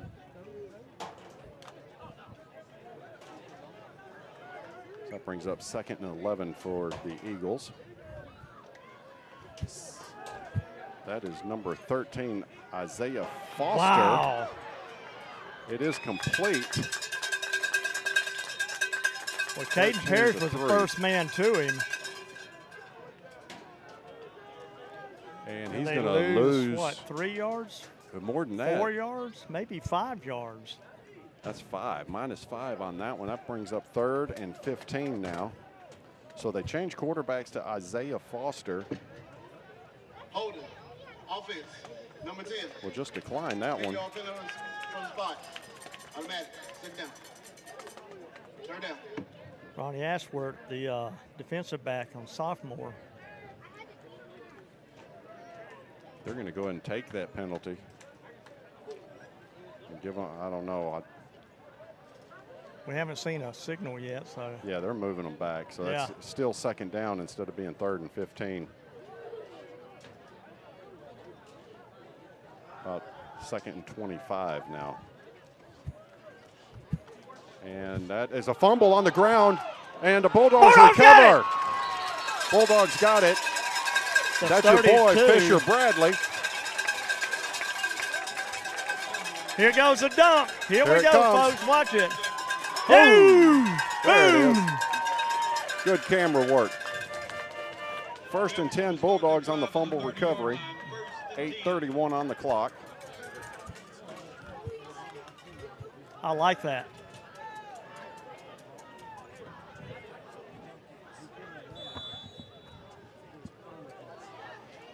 All right, let's see if the Bulldogs get something going now. Good field position at their own. Let's set the right at the 30. Here's a pass to Trey Moss. That goes nowhere. He got back to the line of scrimmage. That's about it. He was met rudely there by number 7. That's his Caitlin Hunter. First completion of the night goes to Moss for a yard. Oh, fumble the snap. Get on it. Man, we are struggling with the snap. Brings up 3rd down. That's going to be a loss of about 8 yards. Another one.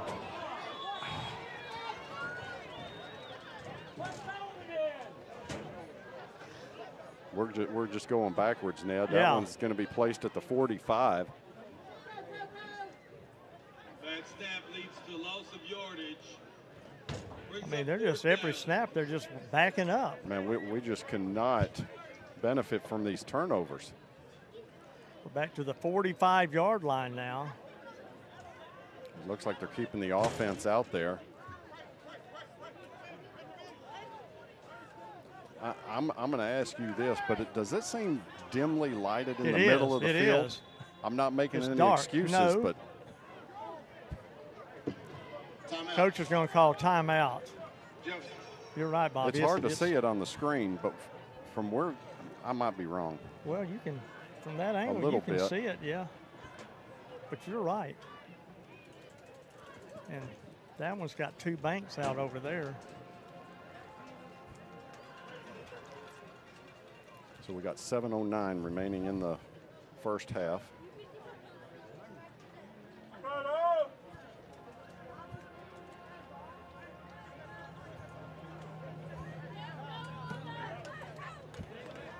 So, Ned, what do you think? It's at the 45. I think you kick it.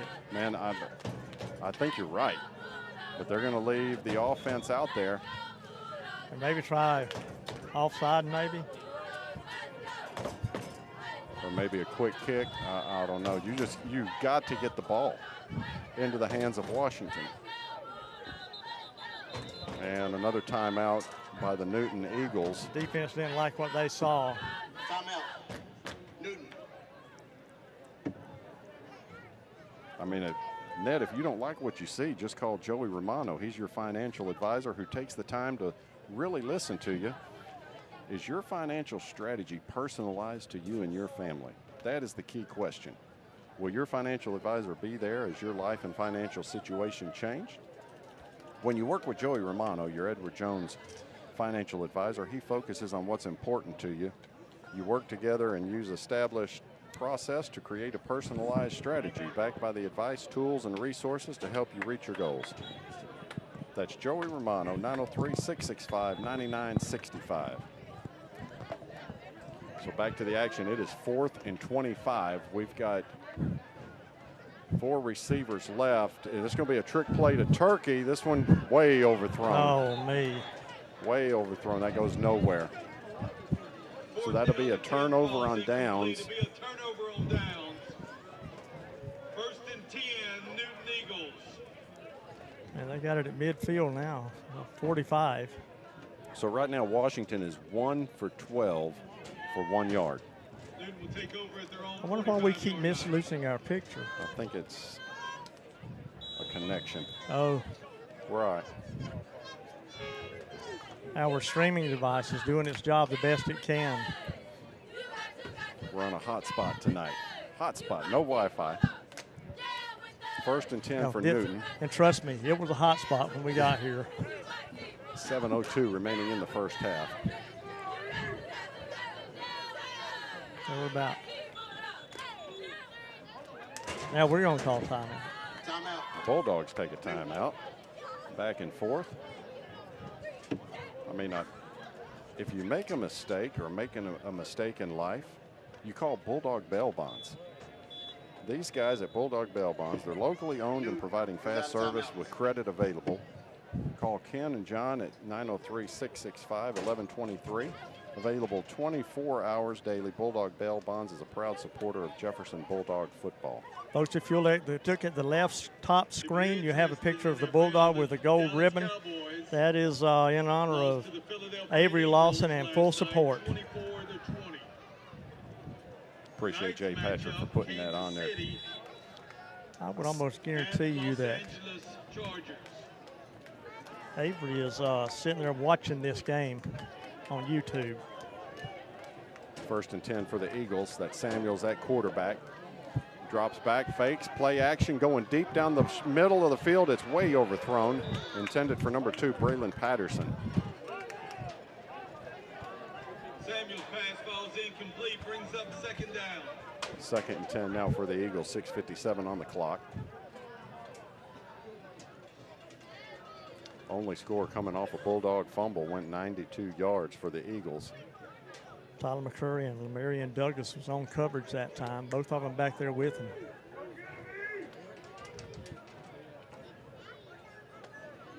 Lamarian Douglas is the safety valve in the back for the Bulldogs. Samuels hands off up the middle to Cleveland. He got absolutely nothing. Cleveland Hunter. And loss of a yard, maybe yard and a half. He's going to lose 2. I like the way you think. Folks, as you just joined us, 6:40 left here in the first half, and the Eagles scored first.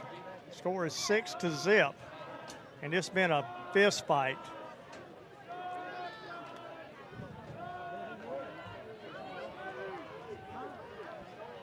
Third and 12 now for the Eagles.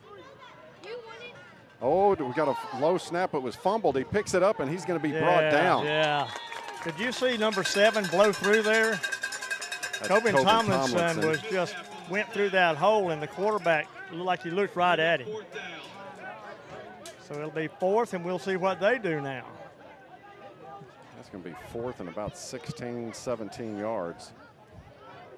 And they're lining up to punt this one away. Back deep for the Bulldogs. It's going to be number 18, Lamarian Douglas.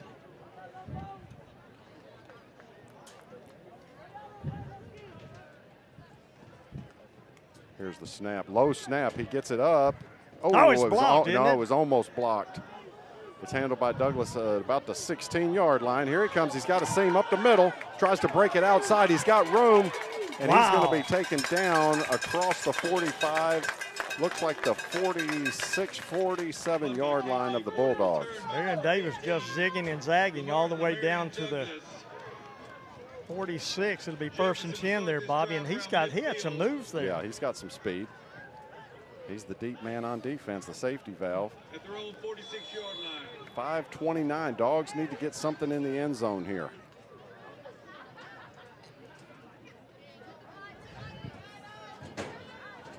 Got Trey Moss in the backfield with him. Trips left, single receiver to the right. Let's get this exchange going. Trey Moss is quarterback keeper around the right. It's Chance Washington. Oh, face mask. Face mask. Let's go. Where's the flag? Here it comes. Where's the flag? Oh, yeah. Coach is all over him. That'll be a 15-yarder. I was going to say, dude, if you don't call that one. Yeah. Side judge called it. So that should mark off 15 against the Eagles. From the. Whoa, whoa, whoa, whoa, whoa. There was a penalty flag. What are we doing? Well, the referee and the flag side judge. came in over here. That was a side judge that threw the flag.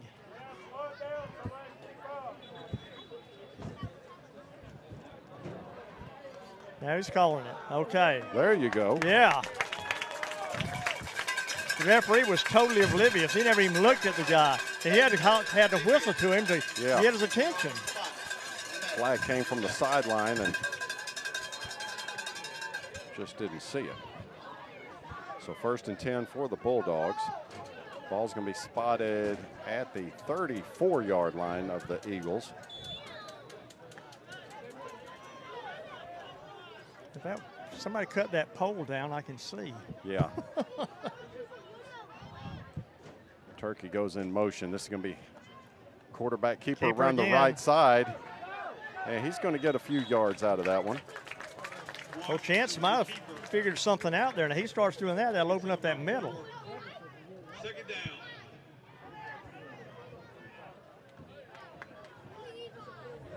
So about 4 yards on that carry.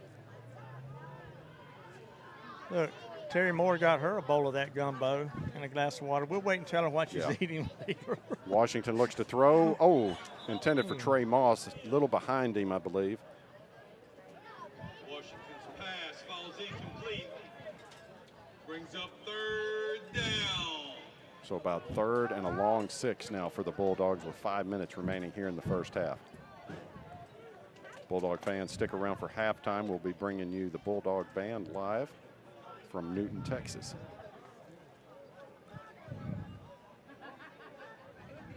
Twins to the left, low snap, going deep. He's got Travis Gray. Come He's on, being where's held. the flag? Oh, you're kidding me. The side judge is nothing. No flag. Oh my goodness, I'm gonna have to stir up a pot of. Uh-oh. Yeah, you're gonna start stirring that pot, boys. Y'all better watch it now. That's going to bring up 4th and 6 for the Bulldogs, so definitely going to go for this one. Ball is spotted at the 30-yard line. I need to get that son of a gun a pair of glasses, because he obviously is in the dark over here and can't see. Needs something. 4th and 6, Twins to the left. Moss in the backfield, and they're going to stop the clock. Let's see, is that a timeout? Timeout from Bulldogs. Jefferson. Bulldogs will take a timeout. 4:56 left here on the clock. 6-0 is the score. I want to remind everybody that Sunday, September 14th at 4 p.m., a cake auction and plate lunch at Riverport Barbecue benefiting Avery Lawson. Ned, you're going to be auctioning off these cakes and pies and banana pudding. And now look, don't ring me up too much. Keep me under 500 this year. We're apologized. We have no internet, and it's just. That's so that's the live feed. This is just us. Yeah, they're excellent, getting it. They're getting it. Just us. But yeah, remember but September it did go 14th. completely off a while ago. Okay. All right, so 4th down. Let's see the Bulldogs keep the offense on the field. Trey Moss in the backfield. It looks like we're going to put trips to the left side. I like Tigre over here by himself, man to man. If he doesn't get held. Exactly. And we got to get this snap to the quarterback. Good snap. Trey Moss, he's got it. That's the first down. Wow. Move the chains. Move those chains, boys. 11 yards. 1st and 10 for the Bulldogs. Moss coming out of the backfield. Clock's running at 4:42. He had the height and the ability, the athletic ability to bring that ball down. Low snap once again. Washington has to get on it. Who is snapping the ball? That's. Loss of yards, 2nd and long. I believe that's Kingston Nelson, 78. Well, this will be the first week he's been the center, and defensive nose guard must be giving hit fits. A couple of those snaps were right to him, though, and I'm just not sure he's seeing the ball or if he's looking at the defense and not catching the snap. That one he looked in. He's got pressure. He's got to get out of there. Wide open down the side. He sidearms it. Oh, in and out of the hands. Who is that masked man over there? That was number 18, Lamarion Douglas.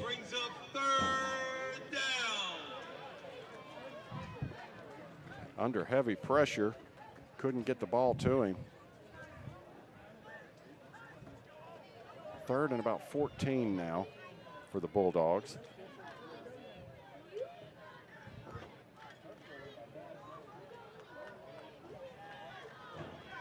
Here's the pass. It's overthrown, intended for Travis. Or no, that's Turkey. Jermaine Hopkins. Yeah. Incomplete. That's going to bring up 4th and long now for the Bulldogs. 3:50 on the clock.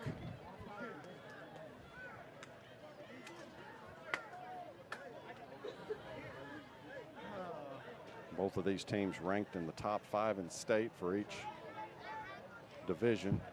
Maybe now's the time to give it to Trey Moss and let him go up the middle. And just slings it out to Moss, and that one goes incomplete. Man, Moss took a hit there. He's still on his back. Offense is just looking out of sync in this first half. Yeah, sluggish. So the turnover on downs, it'll be Newton Eagles 1st and 10. 3:47 left here in the first half. Scored 6-0. Newton up over the Bulldogs, but yeah, Bobby, they'll make some adjustments at halftime on the offense. And ball spotted at the 21.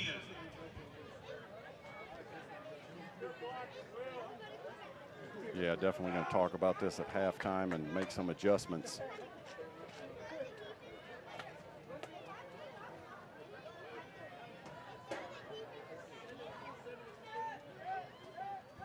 Handoff around the right side, picking up some yardage.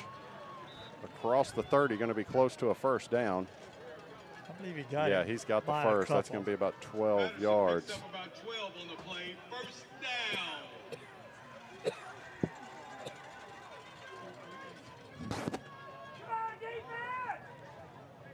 1st and 10 now for the Eagles, up 6-0 over your Bulldogs.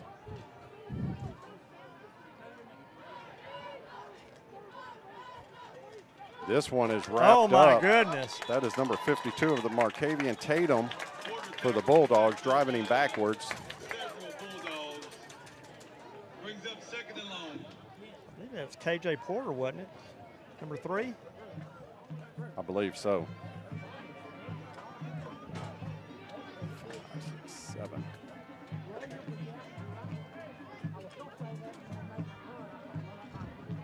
So Porter's got negative yardage tonight, -4 so far on 4 carries. Foster's the quarterback now. And he bobbles the snap. Oh, my goodness. And he's under pressure.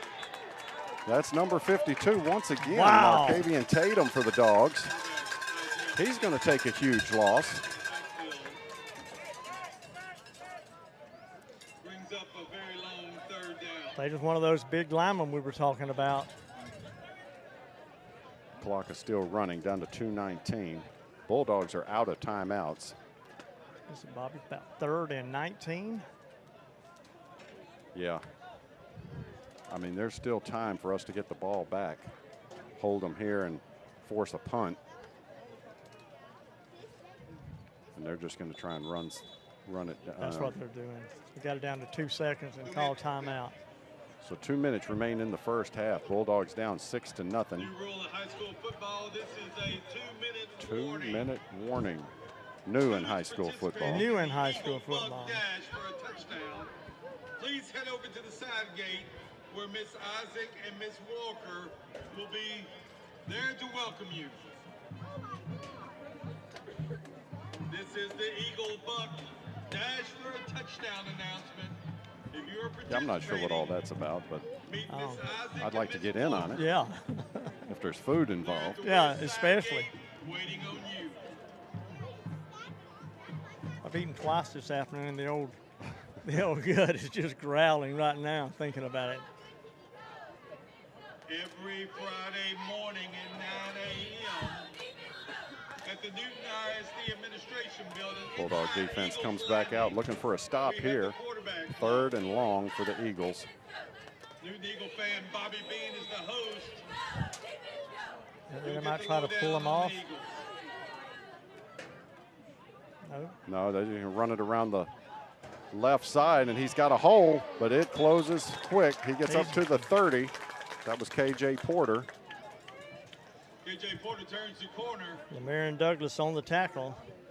He's going to get some of that yardage back. He's back into positive territory, but that's 4th and long, about 4th and 13 for the Eagles. The clock is still running down to 1:33. Lemarion Douglas going back for the punt return. You got to watch because that's KJ Porter back there. Yeah. To handle the punt. They're just going to let some clock run out. Play clock's down to 5. Here comes the kick. Oh, not a good kick. Not down a kick the at right. all. Go out of bounds. Got a Bulldog bounce. It's inside the 40. Bulldogs are going to take over about the 38-yard line with 1:04 remaining in the first half. Man, Bobby, if we could get a score here, that would be a wondrous thing. Yeah, we need to get some momentum going. Buck 4 left on the clock. Bulldogs trailing by 6. The Eagles will receive the kick after halftime. 37-yard line.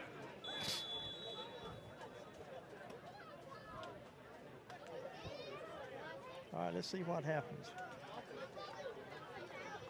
There's that. All right, Will Baldwin is in at center now. That pole is right in our way. Washington looking to throw. He's going to tuck it and run up the middle, but not a whole lot there. He might have gained a yard. When they looked downfield, there was an opening there, and they closed it as quickly as he started moving forward. For a gain of 2, brings up 2nd down.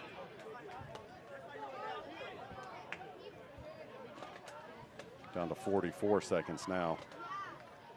Drops back to throw, looking deep. He's going to take a shot in the flat. That's Turkey. He drops it. Oh, my goodness. He dropped it. Washington's pass falls incomplete. There's a flag on the play. Got a flag down. Yeah, Turkey is, I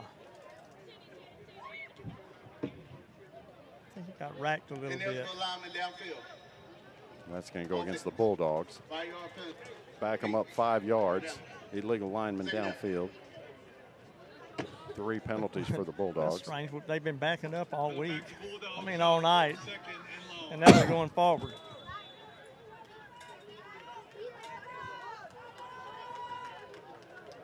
So 2nd and about 14 now. If we're going to do something, this is where we need to do it. 35 seconds left on the clock.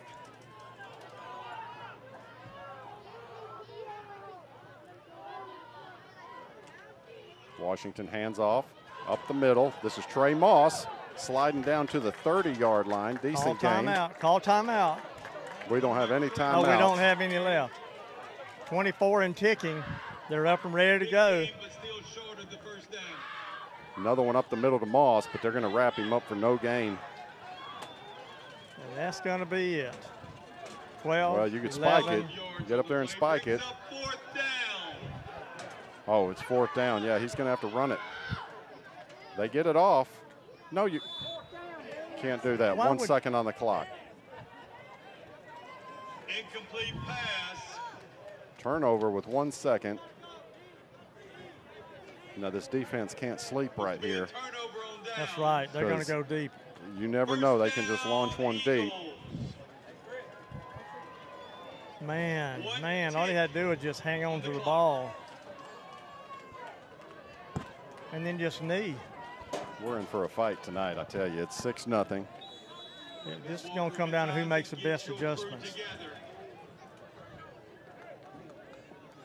The adjustments are going to be the key.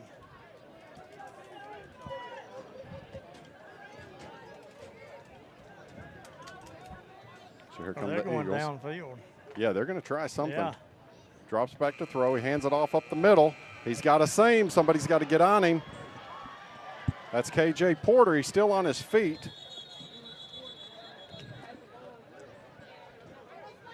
gain on the play by KJ Porter, but that brings us About 17 yards. where your Newton Eagles lead. The Jefferson Bulldogs. So at halftime, it is 6-0. Newton Eagles over your Jefferson Bulldogs. But this is going to come down to who makes the adjustments at halftime. Really, our only negative is snapping the ball. That's really been it. And, you know, starting off, it was just that offensive line. We couldn't keep them out of our own backfield. Ned, I think these stats are so ugly. I don't even want to mess with them right now. Let's wait till the end of the game. Yeah, we've got. Really, there's nothing a lot to talk about, Bobby. Man, we're looking at about 45 yards on the ground for the Bulldogs and 2 completions through the air, 2 of 19 for 12 yards. A lot of drop balls, and I just wonder if that field's got – it's different. It's different when you're out there on the field and you come in the flat to the middle of the field. There's a huge difference. They're starting the ground. Once the ball snapped, you're going downhill if he goes right or left. Yeah.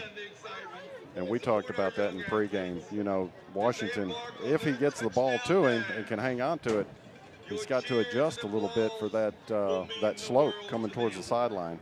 Well, but I just think that if they just get the ball to him, that he can, he'll be able to do something. Bulldog fans, stick around. We are going to bring you the Bulldog band here shortly. They've got a dash for cash out there on the field. I think I could take them. I could take them. Yeah, they're all under 12. Well, yeah, that's what I'm saying. Go. Oh, look at the one in the middle. Yeah, look at this dude. There's your 100 meters. Wow, he's out by 10 yards. Woo! Oh, he's got to go back now. He's got to go all the way back. Is he the only one that knows that? He's losing some steam right now. Look behind you, dude. He's like, they're not going to catch me. He's going to coast it on in. That's pretty neat. I wonder, look at this girl going to get second. Oh, yeah. Wow. I'm sure we'll hear the results of that. I've got some scores coming in from Doug. The lady come bringing up the rear. I'm not sure if she's racing or just trying to hurt them down there. She's just trying to stay in the competition, Ned.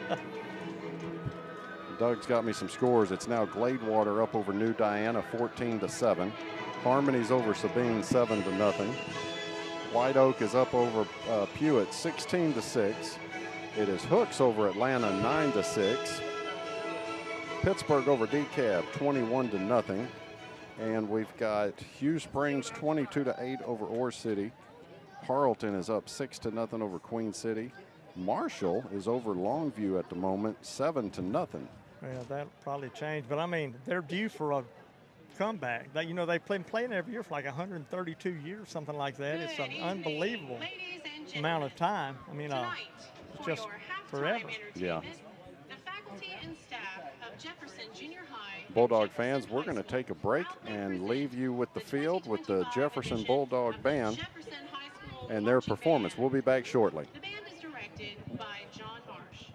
Mr. Marsh is assisted by Olivia Cappy, Mason Trumps, Josh Robinson, and Strutter sponsor Trevelyn Marsh. We would like to take this opportunity to recognize some special students. This week's Rookie of the Week is Kara McCoy. This week's Vet of the Week is Alex Doris. The Section of the Week is the Clarinets.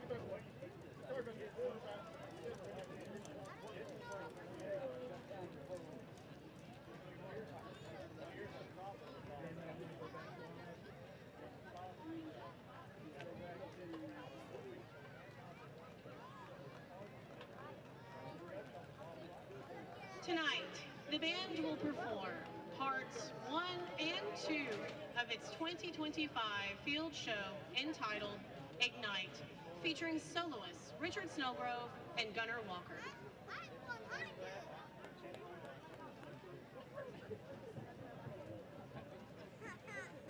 And now, under the field direction of Senior Drum Major Kelvion Daniel, the Jefferson High School Marching Band in a performance of pride.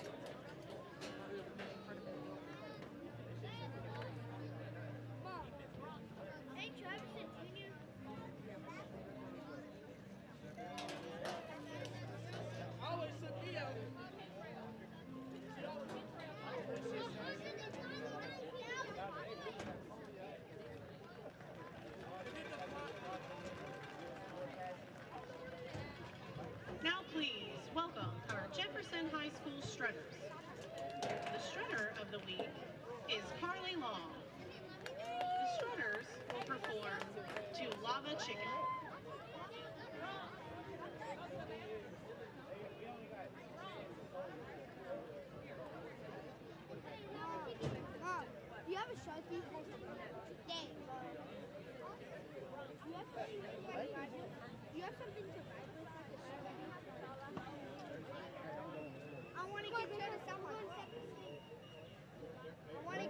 go around and go back.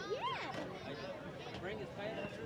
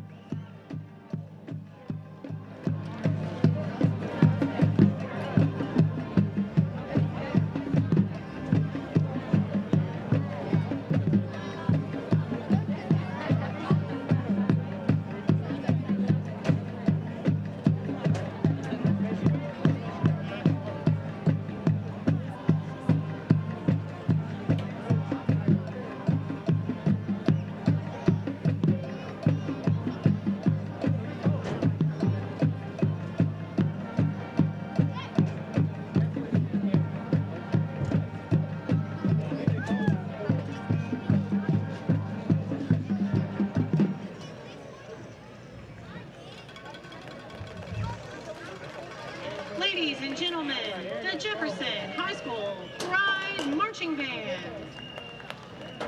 The band would like to take this opportunity to thank Michael Walker, Jefferson ISD Superintendent, Joel Wyndham, Jefferson High School Principal, Courtney Braddock, Jefferson Junior High School Principal, the Jefferson ISD School Board, the Jefferson Band Boosters, and you for your attention. Good evening and enjoy the game.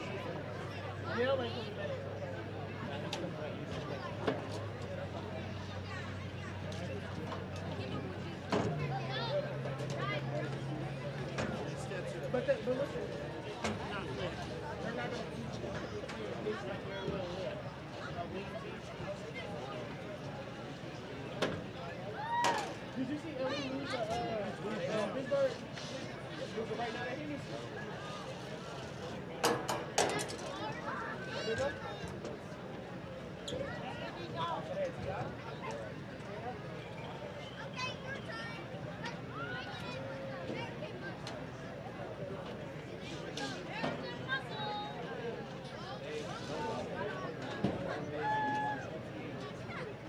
guess we don't need to go to that game.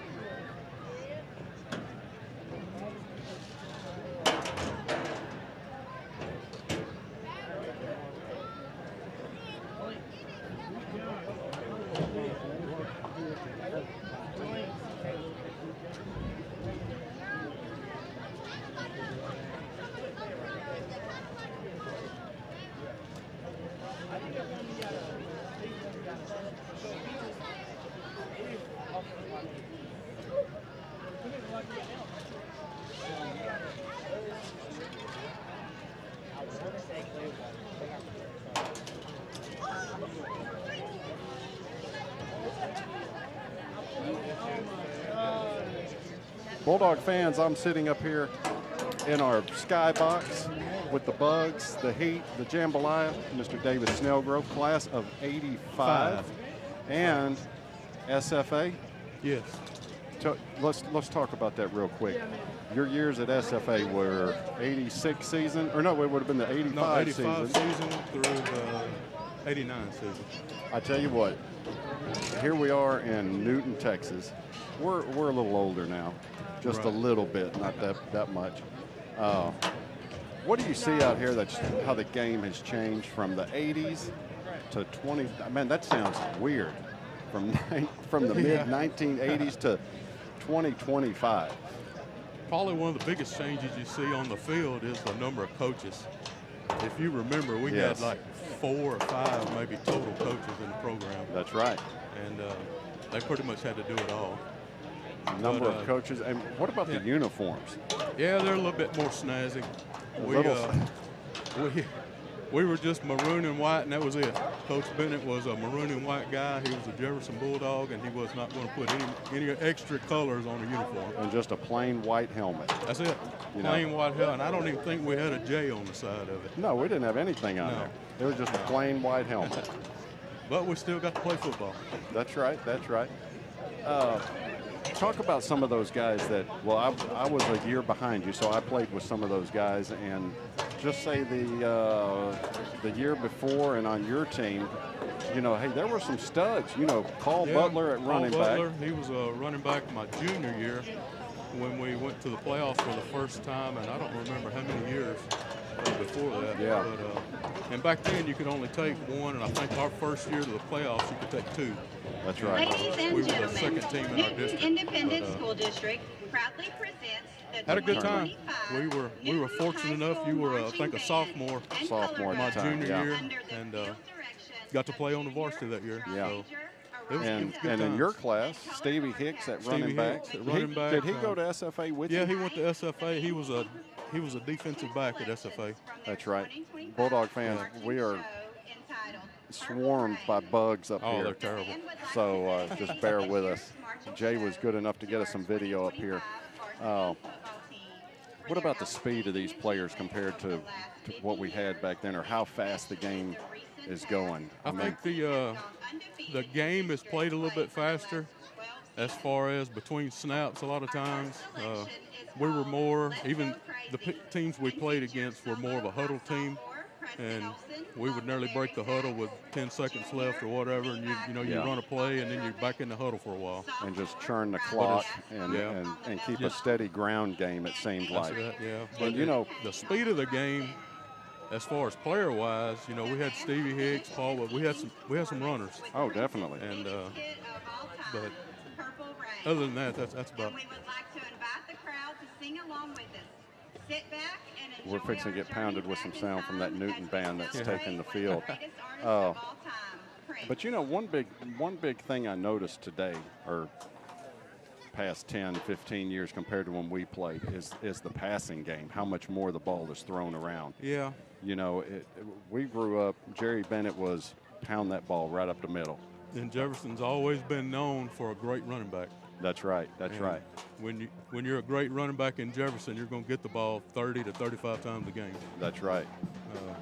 You know, it was nothing for Jefferson to go through a game, and Ned will probably tell you, announcing it, man, you might get one or two passes a game, and that was it. Yeah. Yeah. So, you know, I went over to Northeast, and I think we played SFA a couple times. I don't know, that's a long time ago. But there was a running back at SFA, Larry Centers. Right. Was he there when you were there? Yeah, me and him came in. No, I take that back. He came in a year after me, but we graduated the same year. Okay. I redshirted my first year, and he did not. He went, yeah. He went ahead and went to the NFL, and he had some good years in there. Yeah, we ended up playing for the national championship in 1989. Played Georgia Southern. And I think it was like 37-34. Oh, man. It was a good game. Yeah. We ended up in 87 winning the national championship at Northeast. We beat Marshall, and I think we beat Marshall by 2 points. Right. Yeah, so a lot of good games in there. And we were in the Sun Belt Conference back then. Yeah, we were in the Southland Conference. Yeah, Southland, and then it went to the Sun Belt. Yeah. Yep. Bulldog fans, David Snellgrove, class of 1985, former Jefferson Bulldog. Thanks for coming up here, taking the time and talking to us. Always good to see you. You're always supporting the Bulldogs. I'm a Bulldog fan. That's one thing me and Ned noticed. Every sport. A 10-pound bass. Wait a minute. Okay, so we're going off topic here, getting away from football. Did I show you that picture? No. Oh, Lord. But, yeah, we thanks, David, for coming up here. No problem. And enduring the bugs and the heat, the humidity.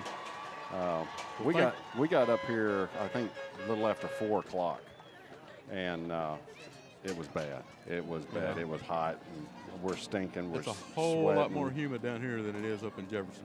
And you didn't hear this, but I mentioned it earlier. We were about 20 miles north of here. Ned says, man, I can't believe, your windshield's so clean. We haven't had any love bugs this year or anything. It wasn't 2 minutes later, my windshield's covered. Same thing, yeah. I said, what'd you do? You just cursed, or put a curse on us and pulled some voodoo. And, man, they're everywhere out here by the field. Yeah. But And one other thing real quick. I don't know if you noticed this or not. We've been talking about it. We were down on the field before the game. If you get down on that track, the crown of this field is so high, and it just falls off on the sides and in the back of the end zone. If you're down on the field, it just drops. Right. Tremendous drop. And we were talking about that, how the quarterback, if you're running an out route and you're actually throwing kind of down, and Yeah. you've got to adjust to that, because if you throw it normally, you're going to overthrow them. Right. So, one thing for the Bulldogs tonight on offense is just getting that snap back there to the quarterback. That's been our problem all night. And like I told Ned, I don't know if Chance is maybe looking at the defense when that ball is coming back, but it's almost like he's looking and surveying, and there's the ball, and he can't react fast enough and drops it. We'll get it the second half.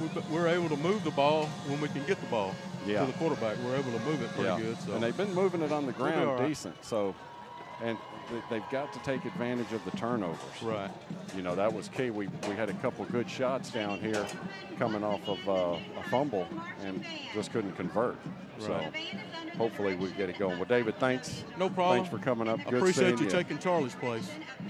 You and Ned do a wonderful job. We man. appreciate it, brother. Do a good and job. a good job by these guys up here putting all this together and and all the sponsors. Yeah, it's nice. I can watch a replay from the stands. Yeah.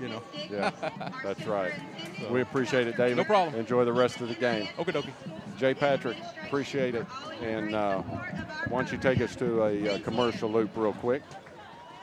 Ned and I will be back here shortly. We're going to maybe eat some of these bugs. Brown Rig Insurance Agency is committed to providing you the best value for your insurance dollar. We are an agency built on integrity, offering personal service and sound advice you can trust. That's why they partner with experienced carriers like Central Insurance for your auto, home, or business insurance needs.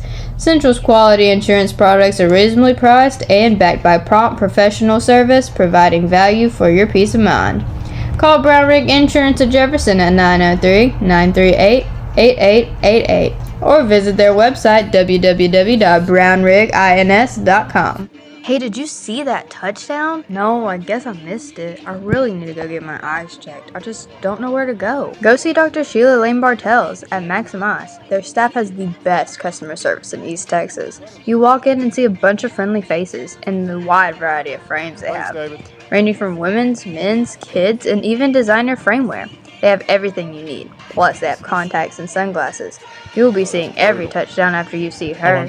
Call and make your eye appointment now with Dr. Sheila at 903-665-2020. Located at 108 North Walnut, Jefferson, Texas. Hometown Banking. It's the kind of business where you work with your neighbors. Need a water? Neighbors like you find at Riverside Bank of Jefferson. We have Just cooling down a little bit. Kind of services, parents and grandparents can do it all the 15 to 21st Century Bank. Visit the bank at 371 South Walcott. Riverside Bank of Jefferson, a division of First National Bank Trinity, is an equal housing lender and a member of the FDIC. Why are interscholastic sports called the last classroom of the day? Because they teach students important life lessons like teamwork, accountability, and perseverance. School sports are so much more than a game. They're about developing the whole person. That's why they're an essential part of every student's education. Encourage your student to participate in the last classroom of the day. Interscholastic sports in Texas. This message presented by the UIL and the Texas High School Athletic Directors Association. No matter what you hear, don't be fooled. Not all insurance policies are created equal. Purchase a cut-rate policy online now, and you may be in for an unpleasant surprise later. As an independent agent, I can offer benefits you can't get from any website. Expert advice and counseling, personal services, and a choice of coverage from quality carriers like Central Insurance. Contact us at Brown Rig Insurance Agency so we can bring more value to your coverage. Call 903-938-8888 or find us online, www.brownrigins.com. Yeah. Timeout! All right! Remember, we're a team that plays together. Listen, the winning will take care of itself. We just have to get everyone involved. In interscholastic sports, we celebrate what makes every one of us unique. And in the pursuit of a common goal, everyone in the huddle, in the bleachers, and in the community comes together. This message presented by the UIL and the Texas High School Athletic Directors Association. Does your financial advisor take the time to really listen to you? Is your financial strategy personalized to you and your family? Will your financial advisor be there as your life and financial situation change? When you work with Joey Romano, your Jefferson Edward Jones financial advisor, he focuses on what's important to you. You'll work together and use an established process to create a personalized financial strategy backed by the advice, tools, and resources to help you reach your goals. And you can partner long-term to help your strategy stay on track. Contact Joey Romano. And welcome back, Bulldog fans. Here come your Jefferson Bulldogs. Well, we'll know momentarily what kind of adjustments we made at halftime. I tell you, one adjustment I'm fixing to make is get a bug zapper or something. Does Amazon deliver here There's in Newton? thousands of them. Yeah, so if you saw that interview, Bulldog fans, the bugs are brutal. We're right here under some light, so that's not helping us at all. But, Ned, first half, Bulldogs kind of stuttering around on offense. I don't know a good word to say. It's just kind of not firing on all cylinders. Well, and honestly, on both sides of the ball. That's right. Newton's pretty much doing the same. The defensive lines of both are pretty much dictating what's going on in the game. That's right. So starting this second half, Newton will receive the opening kickoff. They deferred after winning the toss. Let's see which Bulldog team comes out here. Try to get this thing going, down 6-0 off a fumble return. Only points scored in the first half. Neither offense has done very much.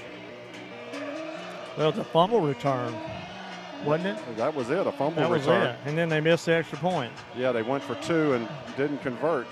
Back deep for the Eagles is number 3. That's going to be KJ Porter. He's the running back. He's the guy with the wheels. It's going to be Ethan Maxwell to kick off for the Bulldogs. Bulldogs are waiting to go out on the field, and here they go.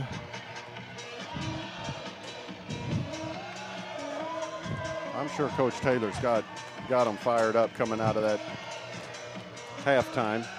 Get something going here.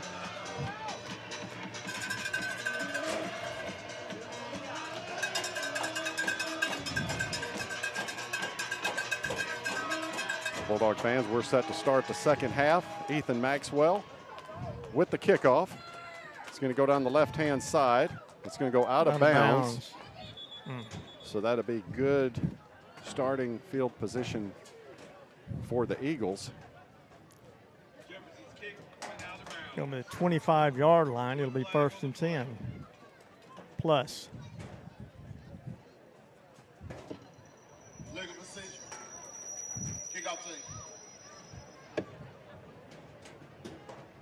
First and 10 for the Eagles.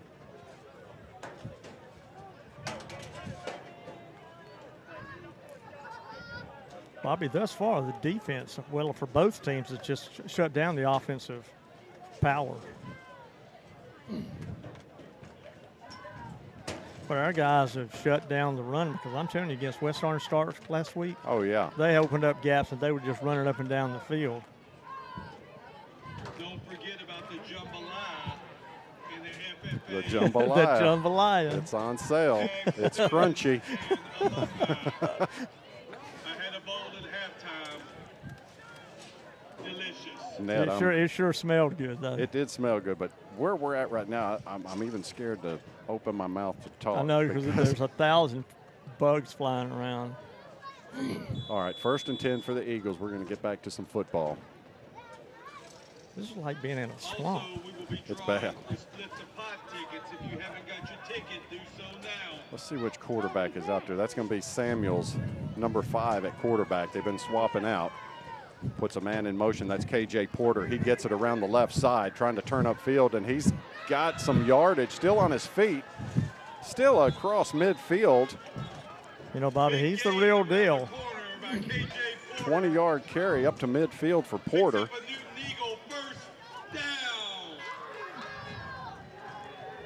That's the best run of the night for Porter. It is. Man, these things are down my shirt now. First and 10 inside Bulldog territory at the 49. Coming back the other Handoff way. around the right side. That's going to go to Braylon Patterson. Big hit out of bounds. And we got a Bulldog down. That does not look good. Let's see if he gets up. He took a low shot. That was Maxwell. He's back on his feet. He'll feel that tomorrow. He's walking it off now.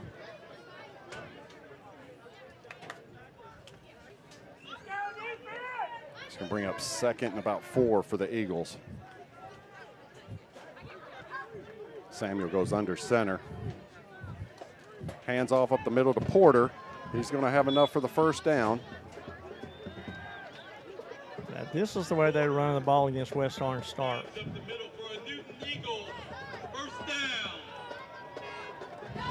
First and 10 Eagles. Opening drive of the second half.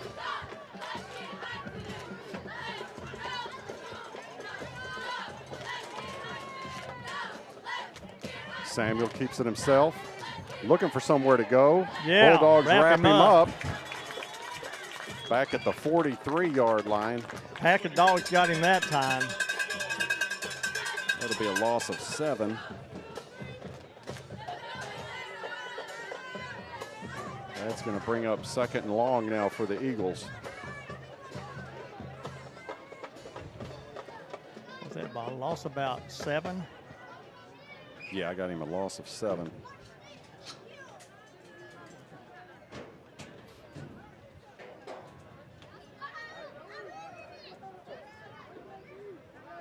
I wish that pole was somewhere else. Samuel pitches out to Porter, and he breaks out of that tackle, but he's wrapped up. Man. Back at the 47, 48-yard line. We'll wait for the spot. Loss of about 10 yards. I think that was Aaron Ballard that got in there and got a hold of him first. So here they're walking backwards. Ball now spotted at the 50-yard line. This is going to bring up 3rd and 23 now for the Eagles.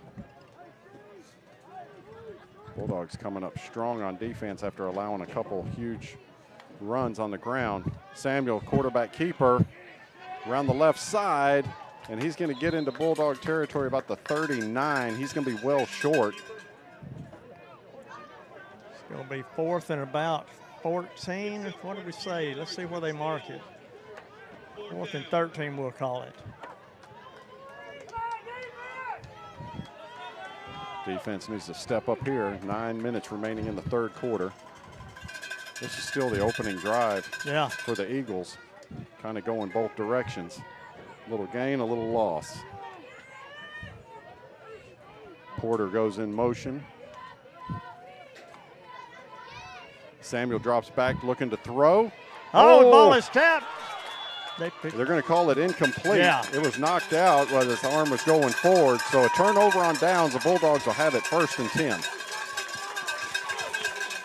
Jason Webster was in the area. I think he's the one that got a hand on it. So Bulldog ball, it'll be 1st and 10. They're going to start from their own, it's like the 37-yard line.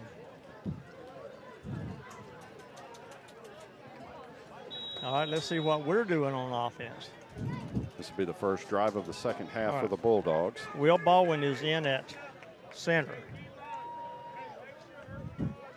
Washington hands off up the middle to Trey Moss, up to about the 39. They're going to give him a yard. Short gain on the play brings up 2nd down. 2nd and 9 now for the Bulldogs. Once again, trying Moss up the middle. He's got a little save. He's got some room. It's a foot race. It's a foot race. He's going to be dragged down inside the 20. Man, Trey Moss. Let's take a look at that replay. Had a gap, and he hit it hard. All the way down to the, waiting to set the downs. Looks like it's about the 11-yard line. So they move it back a little bit, about the 15. Okay. Well, they still don't have the down markers in the right place, I don't believe.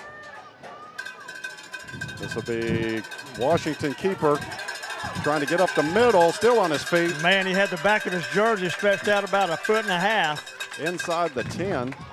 He's going to get 6 yards on the carry.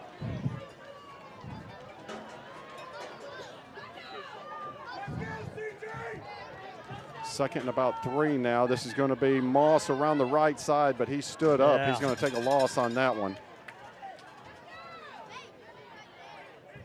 They had a D lineman coming up, number 50.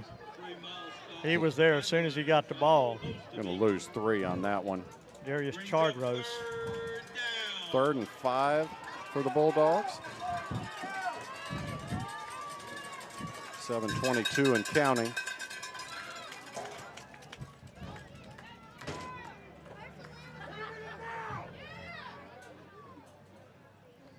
Washington looking to throw. He's got some time. Out route in the flat. I think he got it. It's complete, but it's a short gain. That was to number 12, Caden Grigsby.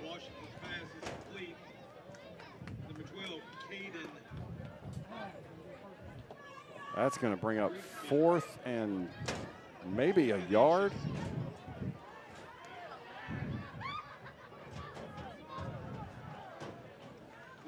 So it looks like Demetrius Carr, number 16, is in the backfield now.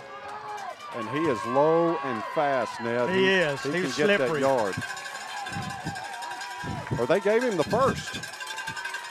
They did. They've It's got first and goal. It's first and goal. Ball is on the 5-yard line. All right. They're talking about it now because we had it at 4th and 1, and then all of a sudden, down marker changed to 1st. And the chain gang just took off. Like their job is done for this drive. I don't even see them. They're right there. Oh, yeah. After the discussion, Jefferson has 1st and goal. Yeah, they're going to give him the first. Okay, all right. We'll take that all day long. It's going to be Carr trying the right side, but there's Boy, nothing there for him. He's going to lose a couple. They hit him as soon as he hit the ball that time. He got his hands on it. He was down.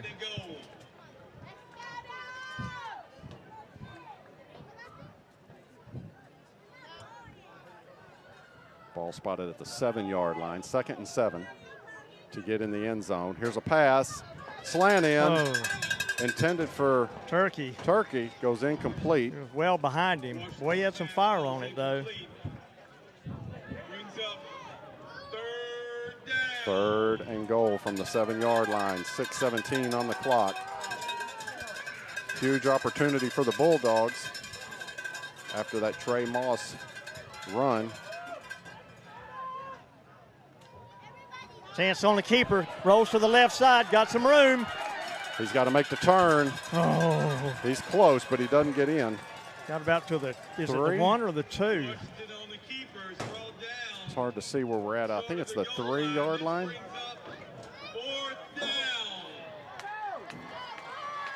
It's on the 2nd. So 4th and goal, 5:50 and counting here in the 3rd quarter. They've got it spotted at the just inside the 4-yard line.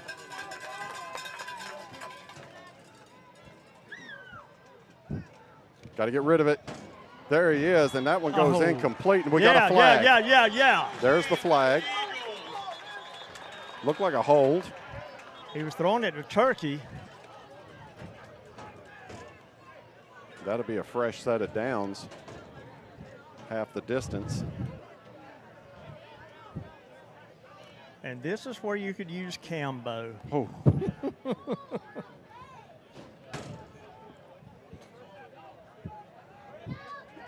He is up in UNLV, living the life, the dream. You dream and you aspire to be a college football player, and he's there. He's doing it. Under the head coach of Dan Mullen, who was a SEC coach for quite a bit. They're talking about this one. Let's see what we've got. Oh, they're waving off the flag, saying there was no holding. So a turnover on downs will be 1st and 10. Newton from the 4-yard line. A little home cooking, maybe? Maybe, I don't know. I don't know. It looked like he was grabbing his jersey on the old split end, slant in. We're looking for number 97343. All right, defense. They're just crushing back. You're the big winner. $428. Yeah, we just need to get some points out of this. Let's try and get a safety or something. We got about 5 minutes. Pin them deep, something, get a punt or something out of this drive. 1st and 10. It's going to be handoff. Oh, there it is. There it is. Got to wrap him up. That is close. That's a safety. Yeah, 2 points. There we go.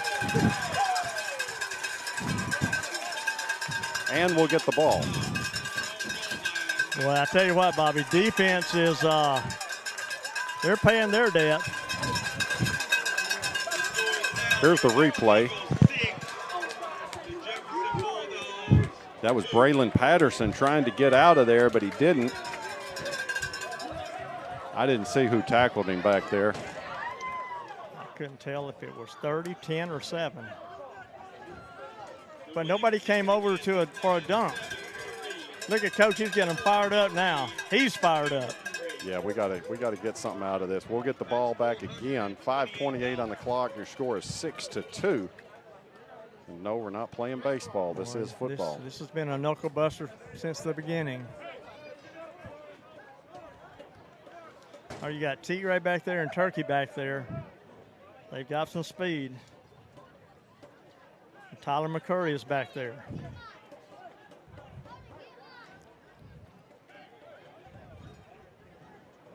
Huge opportunity for the Bulldogs to try and turn this momentum into some more points.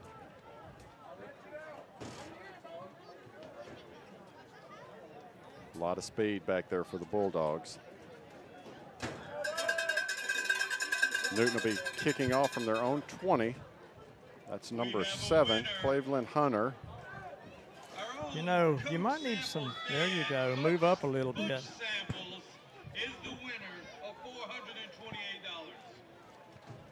Here comes the kick.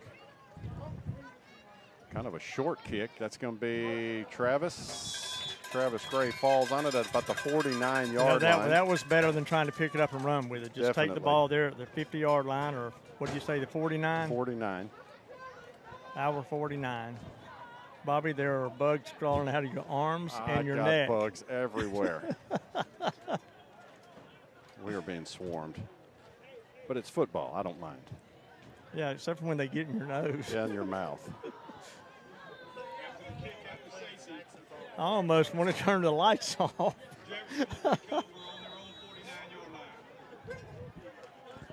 First and 10 Bulldogs from the 49. Washington hands off up the middle. He's found a gap, Trey Moss once again. He's going to be close to a first down. I think they're going to give him 9 on that one. I think he landed on the ball. Might have knocked the breath out of him.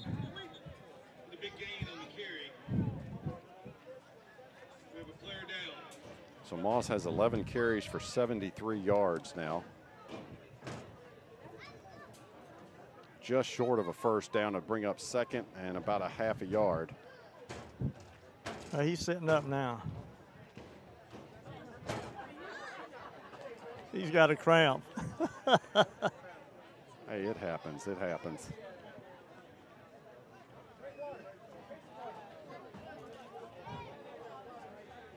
Bulldog fans, I'm going to say this another time.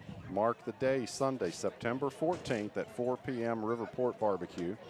$10 plate lunch, Sloppy Joe, chips and drinks. All proceeds going to Mr. Avery Lawson.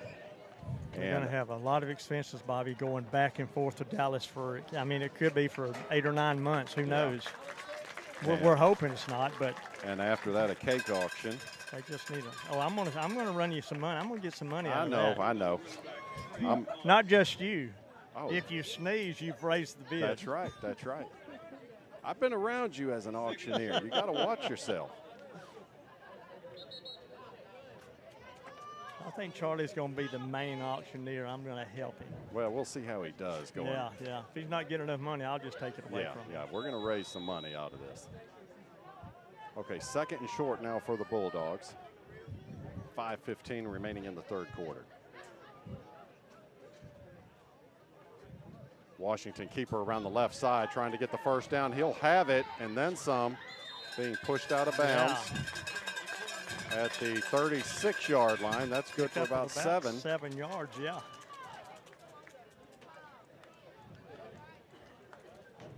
Move those chains. Ball spotted at the 36-yard line. The Bulldog the Newton 36-yard line. First down brought to you by Riverside Bank. This is Carr up the middle. It was close to being jumped offside. I thought he was offside. Yeah, but no flag came out.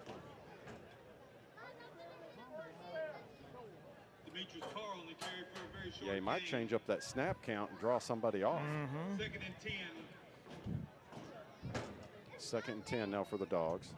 36-yard line.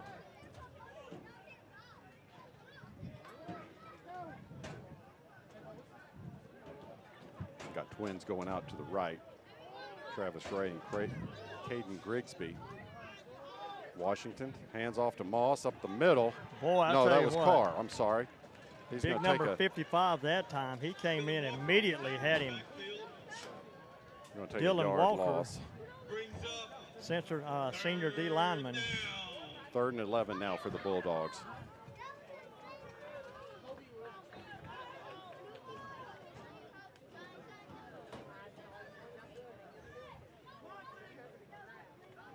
Just have to get something going here on offense. A couple decent runs by Moss, and that's been about it. Well, their D line is coming through there pretty quick. Puts a man in motion. That's Travis Gray. And we got a flag. Is that against us? Yeah. Yep. Right back us up 5.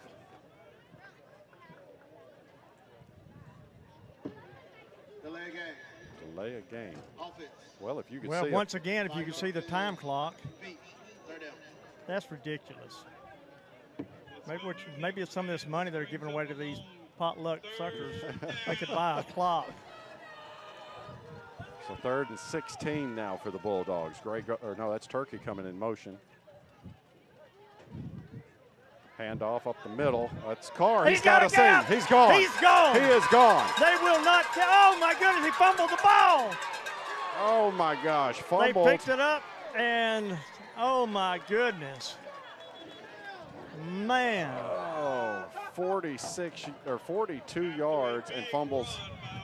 I guess he was inside the 5, 6-yard line.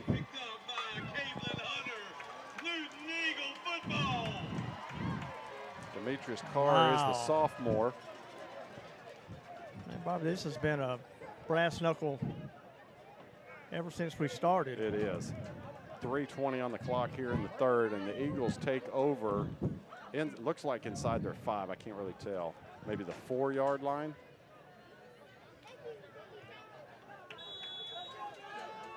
We'll see if the Dogs can stop them. The line judge is over here, so that must be about right. Oh, he's hit hard, stood up and drove back. Yeah. They're going to forward progress of getting out to the 3.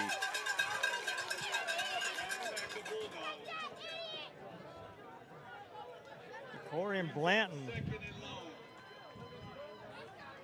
They're just backing them up. Yeah, he's about at the 3, it looks like. 2nd and 11 now for the Eagles. It's like a backup plan to me. Just keep pushing them back. We'll take another 2. Handoff again up the middle. Got nothing. I believe that was Porter. Uh-oh. Where's the flag? There it is. There it is. Come on.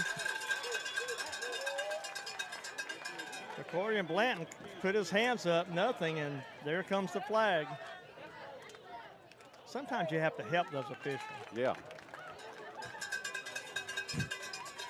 That penalty flag brought to you by Bulldog bail bonds.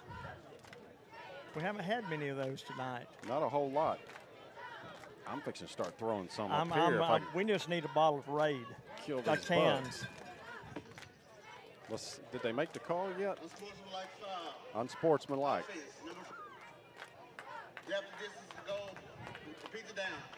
So that should put them about the 2-yard line. Well, they moved it about a yard. 2 or 3. Bobby, it looks like it's the 4-yard line. They're standing on the 5.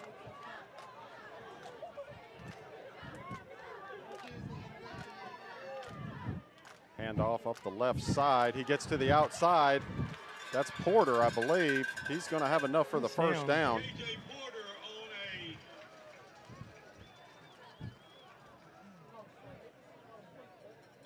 Gosh, Bobby, that picked up what about 12 yards. Yeah. 1st and 10. They Looks got like him out we of got the a hole. Bulldog down on the sideline. Actually on the track. Got Another cramp. Yeah.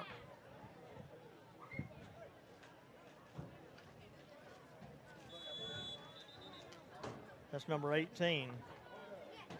Douglas? Marion Douglas cramped up. He's up and moving.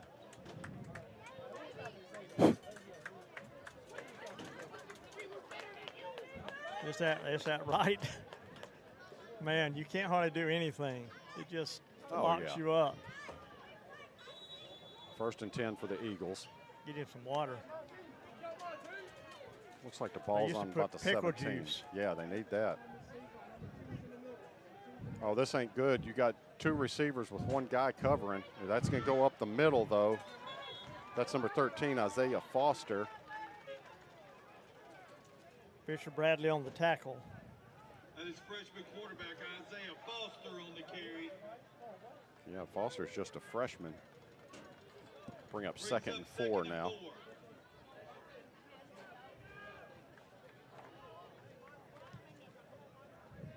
.155 and counting here in the 3rd quarter. Foster throws out in the flat. It's incomplete. Intended for number 2, Patterson. Got a $1:47 left in the 3rd quarter, and it's like a baseball score. It's 6-2 in the way of Newton.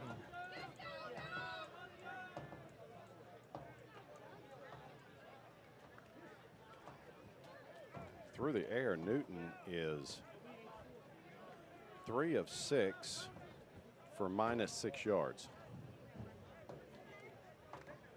And I'm telling you, last week against West Orange Star, they were throwing it all over the place. 3rd and short, handoff up the left side. He's going to have enough for the first down. Number 3, KJ Porter gets about 7 yards on that carry. You know, Bobby Porter may be one of those kids, the longer the game goes, the stronger he gets. Yeah. Now they're down my shirt. They're everywhere. Good gracious. Getting down to 125 in the 3rd. 1st and 10. Oh, is that a fumble? Fumble. There's a fumble. Let's see who's got it. I think they got back on it. Yeah, they did. Newton recovers. Porter recovers his own fumble. Loss of yards. Jason Webster was right there on it and just couldn't get it pulled away. Lose a couple yards. Be 2nd and 12 now for the Eagles.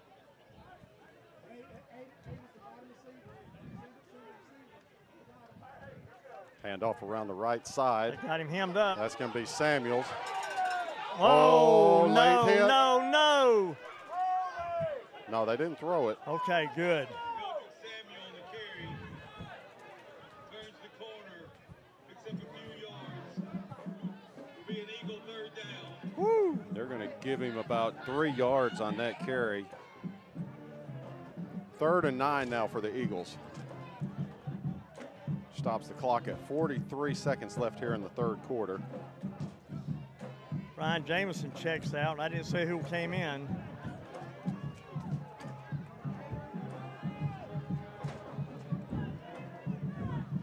That's Foster at quarterback. He's a freshman. Drops back to throw. Oh, under God. pressure. He's going to be taken down. Yes, he is. Wrapped up by number 29, and I'm telling you what, Webster's all over the field.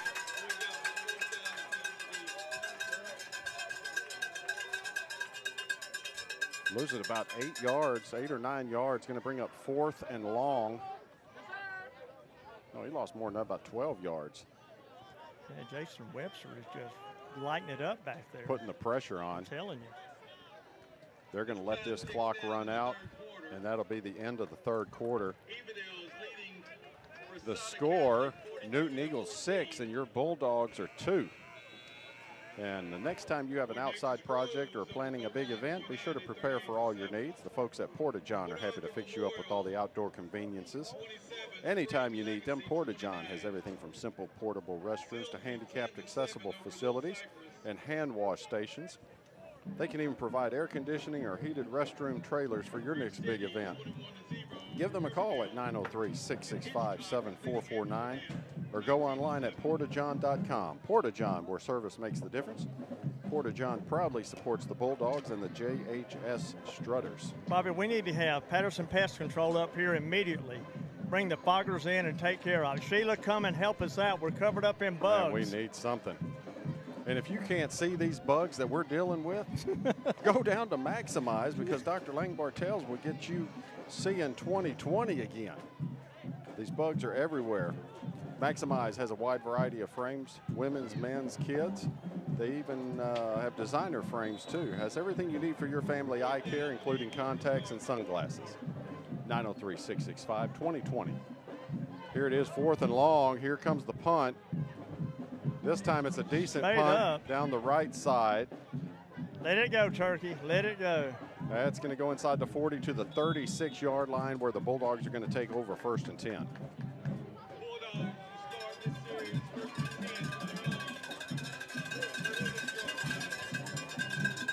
11:49 left here in the game, and the score is 6-2. The Eagles up over your Bulldogs. Yeah, nothing pretty going on right now for the offense. Let's see if I can get some updates from Doug. He just sent me something, but we're working on some we don't have any or internet that just is not that great. Let's see here, Doug, if I can see this. It is 7-7 Sabine and Harmony. 23-12 White Oak over Pewitt. 24-0 Henderson over Liberty Ilo. Washington hands off to Moss up the middle. Hang on to that ball. He's going to get a yard out of it.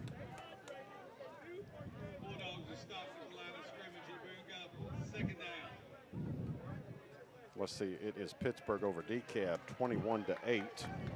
Wow. Atlanta over Hooks, 12-9.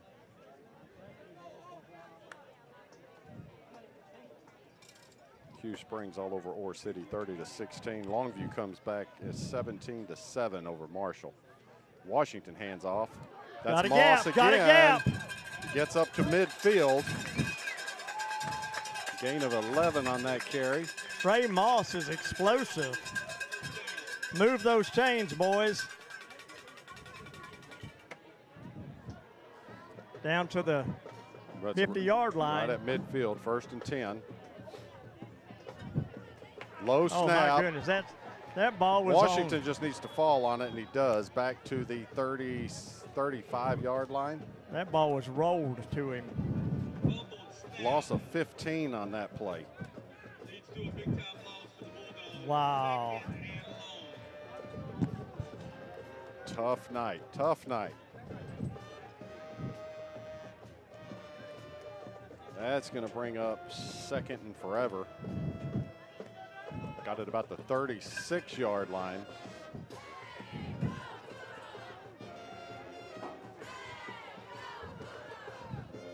Washington looking to throw. Here comes the pressure. Out in the flat. It's complete to Moss.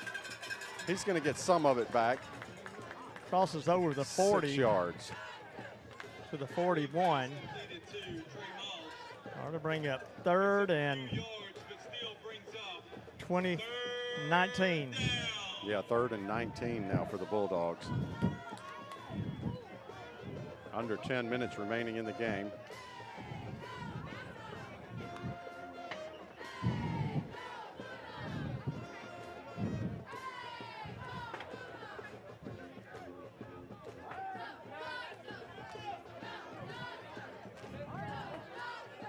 Got twins to the right. That's Gray and Hopkins. Caden Grigsby checks in. That is complete to Travis Gray, but that's going nowhere. T. Gray got a yard out of it, and that was it. Washington's pass is completed to number 11, Travis Gray. That's going to bring up 4th and long, which should bring out Ethan Maxwell. He's to out kick there. This one away. Sheila, could you please come get these bugs off of us? Man, this is brutal. Patterson Pest Control. Help us. Braylon Patterson back deep to receive the punt.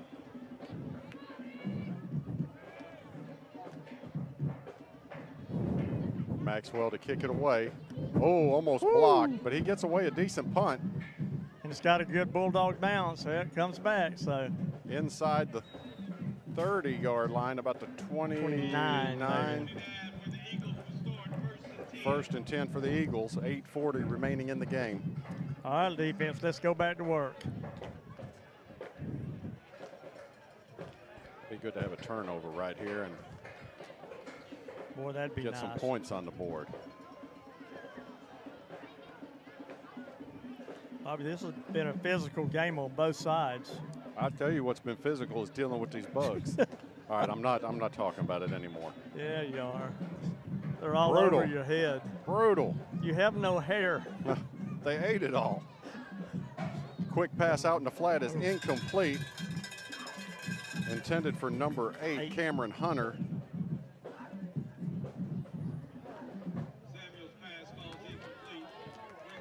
Clock stops at 8:36. Your score is 6-2. Eagles up by 4. So far, Bobby, defense has scored all the points on this clock. And that is Samuels back at quarterback. Porter in the backfield. It will go to Porter trying the right side, but he is going to be wrapped up quick. And they've got him. Thor. Looks like Thor he lost had a hold of him and just shoved him back. Loses a yard. Be 3rd and a little over 10 yards. And I didn't know Thor was sick last week playing.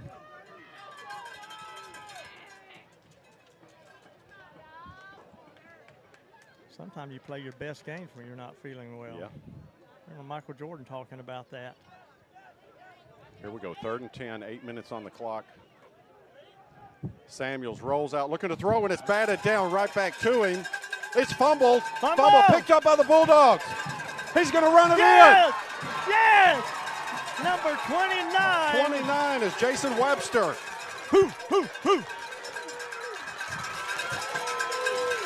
Man, the dogs are barking now.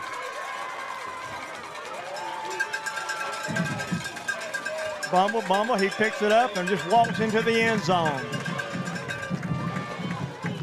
Bobby, I don't know how many forced fumbles defense has had tonight, but it's been quite a few. Yeah. And just that quickly, the Bulldogs are up 8-6, awaiting the PAT from Maxwell. With a maximized Bulldog touchdown.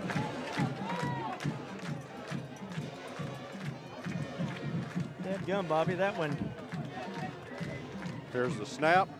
The kick is blocked. Got to get on it. He can run it back. He's going to run it back for 2 points. We're going to have a tied ball game. Holy cannoli. Oh, my gosh, what's going on? Wow.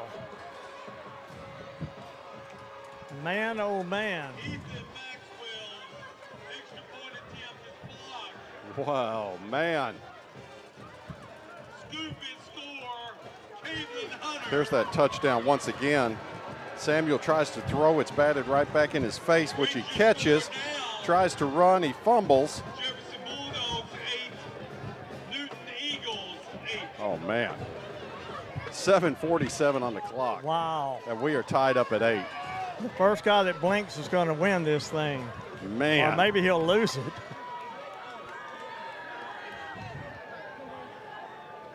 I am looking at 7 types of bugs that are on our table, and I don't know what any of them are. And some of them are dying. They're just dying to get over here by you, Bobby. That's ridiculous.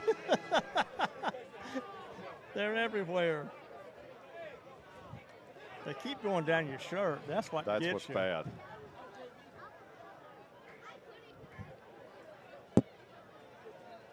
So the Bulldogs will kick off to the Eagles. 7:47 remaining in the game.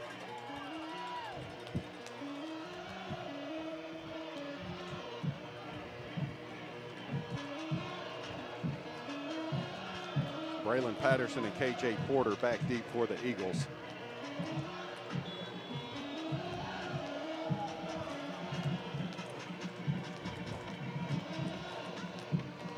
There is not a person in this stadium sitting down. Here's the kick. It's a deep kick. Maxwell gets his leg into that one. Picked up by Patterson. Holy cow, get him. Yeah, they've got him. He's going to be wrapped up at the 18-yard line where it'll be 1st and 10 Eagles. All right, defense, let's do what we've been doing all game. Keep doing it. Defense has stepped up, getting the job done.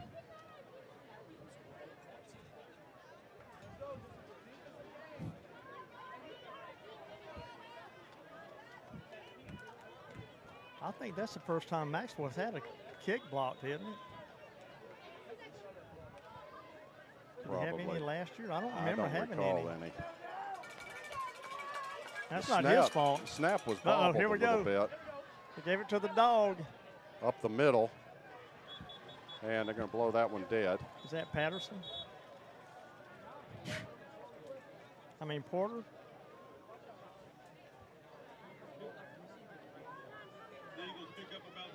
I don't see Porter out there. Yeah, he's out there. Is he? Okay. It's about 4.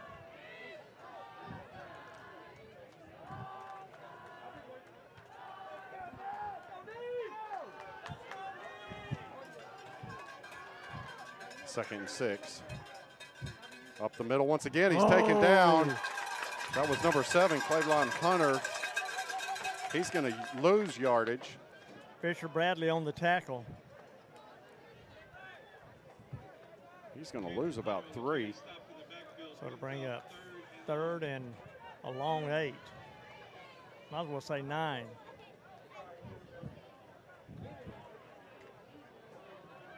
.636 and counting here in the game. This is a handoff around the side to Patterson. Got to get on him. I don't think he got the first. He's going to be close. He's going to pick up about 7, no, about 6. Yeah, he didn't get many. Can't tell where he's got it spotted here. Maybe 5 on that one. So here we go, 4th and short. What are they going to do? I think you got to punt it. Porter's back there to punt, but you better watch it. You may fake the punt with that guy. Yeah, that's your running back right there. No kidding. Jermaine Hopkins goes back for the Bulldogs. Oh, you got to get off the field, and there's a flag. And it was a bad snap. That should give, if that was us, that's a 1st down. Yep, it was us. Well, we had one that wasn't off the field. Let's see, 1. I'm saying it's against, I want to listen to Ethan Maxwell. He's saying it's against them. Well, we've only got 9 guys on the field, if I'm counting right. 1, 2, 3. How many are you counting? 10. 10? He came, 52 came off the field. 8, 9, 10. There's just 10 out there. That was Markavian Tatum came off. I think he's supposed to be out there. Unless I'm missing one. Yeah, he's coming back out. We're still waiting to see who this flag is on.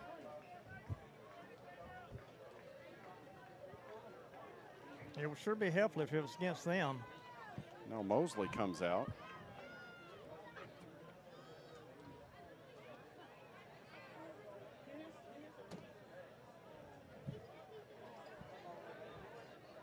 I'm still only counting 10 guys out there for us.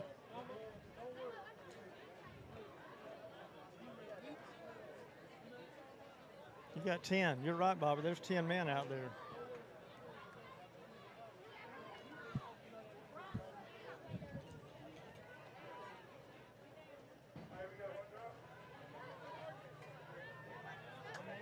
It is against Newton. They're backing them up. But we still only have 10 guys out there. Did Number 6 just come in? 6 just came in. That's Roderick Taylor. Okay, so now it's now we've got 11. Yeah. 4th and 7. 5:43 remaining. Say 4th and 9. 8. Low snap. It's partially blocked, I believe. Pick it up, Tarky. Pick it up. Oh, he had time to pick that up and get it across he did, midfield. But it's probably the best thing. Yeah. He saw 7 purple jerseys coming right at him. Bobby, I have never had bugs on. Even in Alaska fishing, I didn't have bugs like this all over us. They had no-see-ums everywhere. Good Lord. I think when you swing at them, you're bringing more to them. All right, the Bulldogs going to have it at their own 40.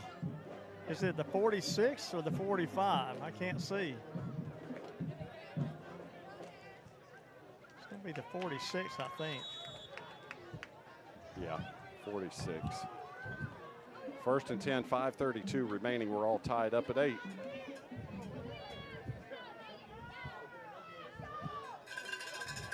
Trey Moss has been the workhorse on the ground for us. And that will be Moss. He's going to be wrapped up quick he's going to lose a yard. Yeah. He got back to the 45. I'll bring up 2nd and 11. Clock running. It'd be good to sustain a drive and just take the clock down and score.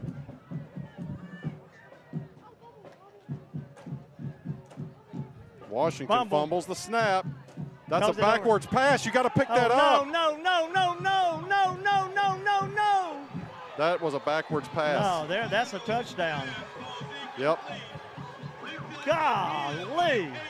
You got to just sit on that. Gee, money, Christmas. Holy cow.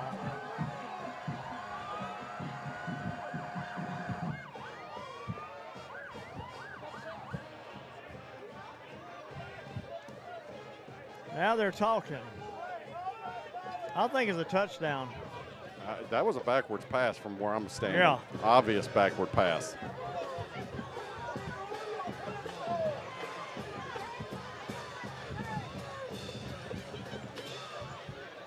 And that was number 7, played on Washington or Cleveland. They can argue all Hunter. they want to out there, but. After our discussion on the field, the call stands. Newton Eagle touchdown.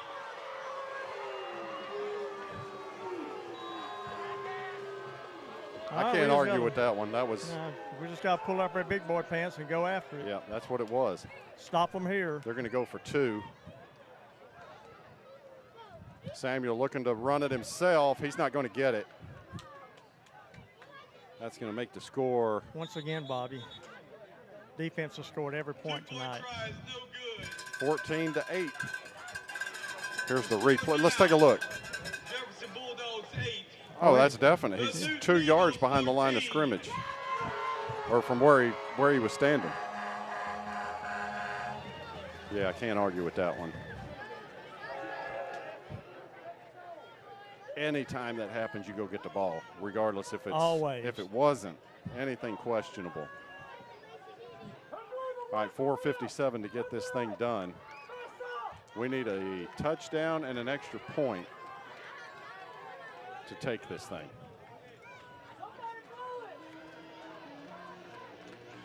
Man, you look like Indiana Jones going through the caves with all these bugs on the You're back. the same way, Wally. Good Lord. There's thousands of them. They're everywhere. They're everywhere. All right, Bulldogs. Come on, Bulldogs. This might be our last opportunity to get this done.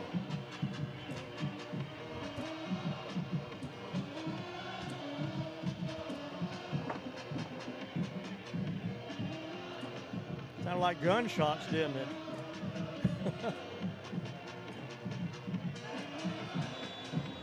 It'll be number 7, Clavon Hunter, teeing it up for the Eagles. Travis Gray back deep along with Turkey. This will be a good place, a sneaky place for an onside kick. Yeah. They're going to go deep, and that is going to be Travis Gray. Come on, T. Gray. Hang on to that ball. Gets it across the 40 up to the 43-yard line. It'll be 1st and 10 Bulldogs. Good run back. All right, offense, you got to do it now.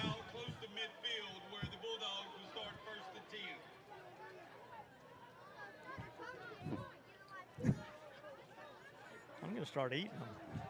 I might not wait for a Whataburger. I'm going to have me a handful of bugs. Do something. Look at my cap. They're all on my bill of my cap. Here we go, 1st and 10. Washington hands off. No, keeps it himself, coming around the left side. He's got some room. He's got to get some speed. Wrap it up. Wrap it up. He's gone. Touchdown. Touchdown. 58 yards. There we go, Bobby. Here comes the replay. Tip for tat. One guy touched him. That's it. Dude. That's what we needed. First offensive score of the ball game. You know, he did it last week with his arm. This week he's using his legs. All right, Ethan Maxwell, this is it. It's tied up at 14 apiece. We need to make this one. Get that line up. Coach is calling for timeout. Man, Bobby, what a football game. Took this one right down to the wire. You look like somebody shot you with buckshot on your back. Yeah. I'm not doing any more outside. Where's Clint Coyne? We need to renegotiate our contract. Yeah. We want glass around us. This is a hazard pay. It's all fun. We love it. I've just, in 30-plus years, I've never experienced this. And we've been outside before, but not with the bugs. Those dadgum ladybugs started it all. Yeah, I don't think these lights are helping a bit. There was a love bugs.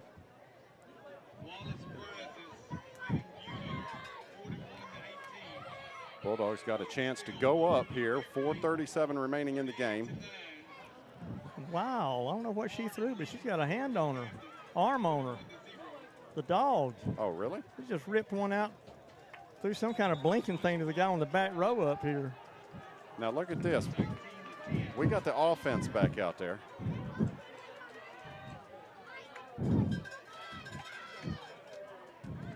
What? We're going to kick the two-point conversion. Offense is staying out. Maxwell is not out there for the. Oh, he's going for the win. Well, I mean, you only need a point. We're tied up. No kidding. Oh, wow.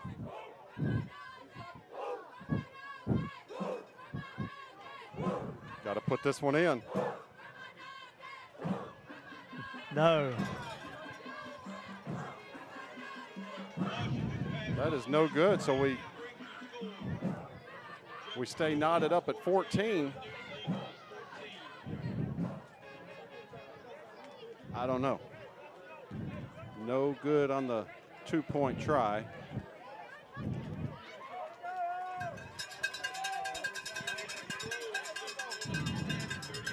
(14-14), 4:37 in the game.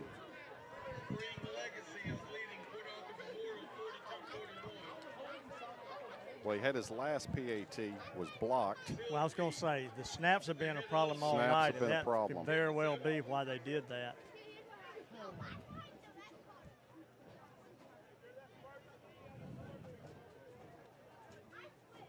Yeah, because they blocked the last one and ran it back.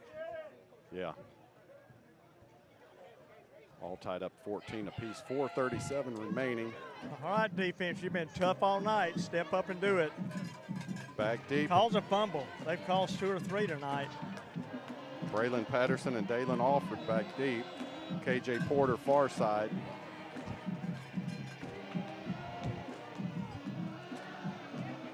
Here comes Maxwell with the kick. Down the right side. It's dropped, fumbled, picked back up. There he is, upended. He's still on his feet. Now they blow him dead about the 30-yard line. That was number 11, Dalen Alford. Be 1st and 10, Newton, 4:31 on the clock. They're going to start their, 32-yard line, Bobby? Yep. Going to take this one down to the wire.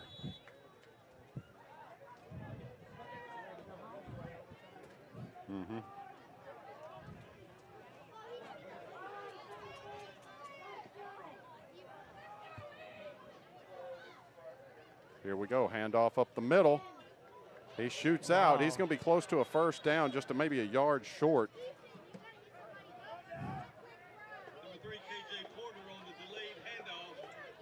Bobby, he's getting stronger as the game goes on. 2nd and short now. Porter gets close to the first down. Clock is running. Cut that pole down. Handoff again, up the middle. We got a flag down. Flag down in the backfield, looks like holding.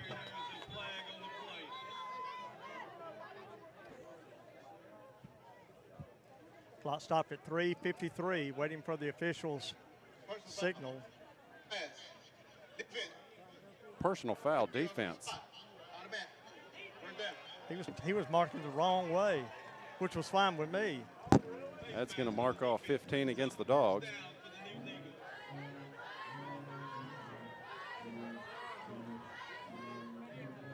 That'll cross midfield up to the 44-yard line of the Bulldogs.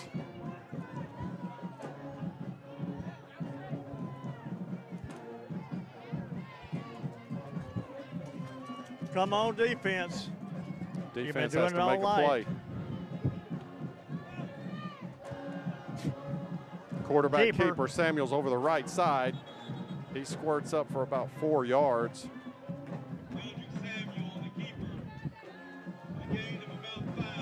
Things are getting chippy out there, Bobby. It is. Brings up 2nd and 6 now for the Eagles.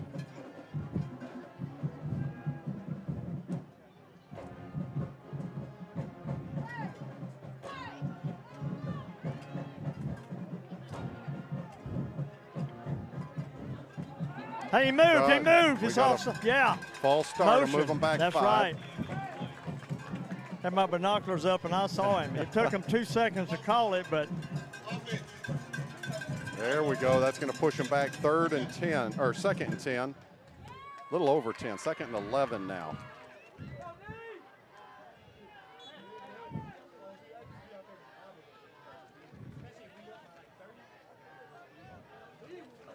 Need something to happen here. Clock running, 3:10 and counting.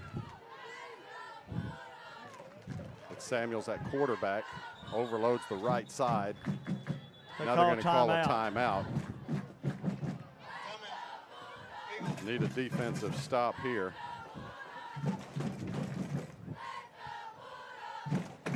I missed one so far, so let's get this in. Johnson collision on Highway 49 West isn't just where you go when your car or truck gets banged up.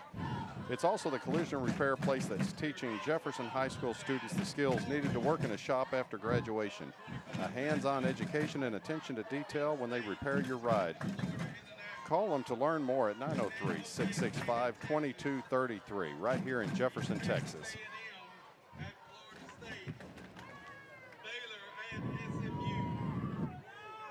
So we're at 2nd and 11, 3:03 remaining in the game.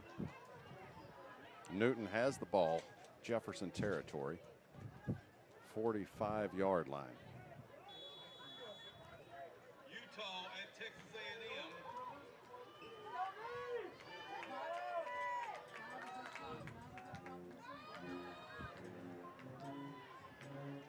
That is KJ Porter. Porter cuts loose down the right side, and he's going to score. Oh, no. 45 yards.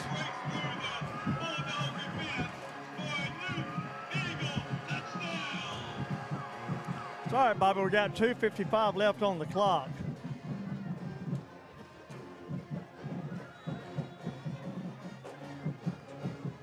KJ Porter lined up at quarterback, took it all the way over the right side.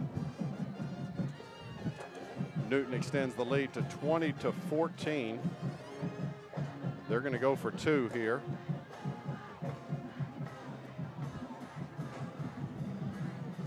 They're stacked on the right side. That's Samuel under center. Hands off, and they stopped the play. Somebody stopped it. Delay a game, I believe. Because they can't find the clock? Yep. It's behind you. Yeah. Enjoy that.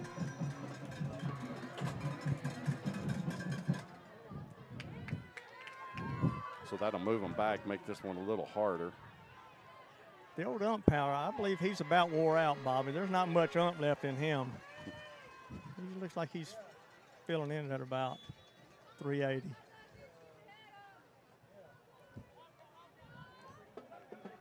Porter is taking the snap around the right side. Same play he scored on.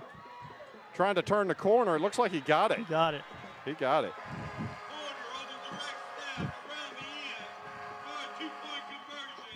And that makes it 22-14. Jefferson Bulldogs 14, your Newton Eagles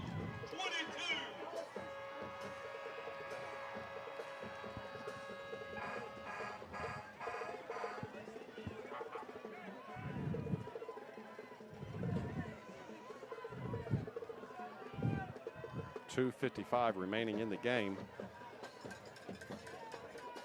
If we're going to do it, this is the time. Yeah, we're running out of that.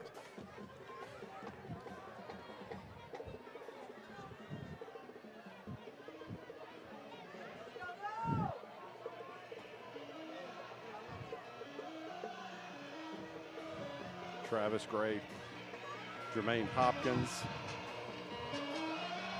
and Caden Parrish back deep for the Bulldogs. I think they want D-Gray to get the ball. TJ's got some wheels on him. Of course, none of those guys are short. I mean, slow.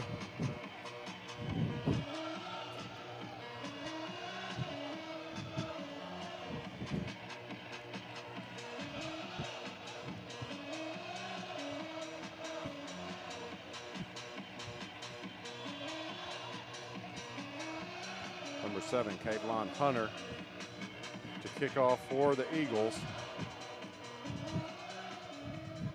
A deep kick. Travis Gray will get it about the 15. Dancing around looking for an opening. He's going to be brought down at the 30, where it'll be 1st and 10 Bulldogs. 2:47 on the clock.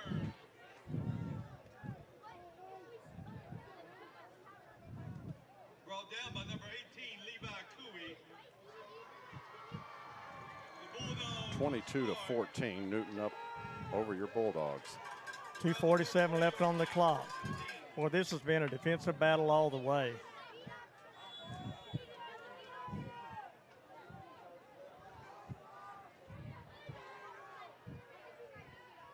Washington takes the snap. Up the middle, Trey Moss. He gets about 14 yards up the middle.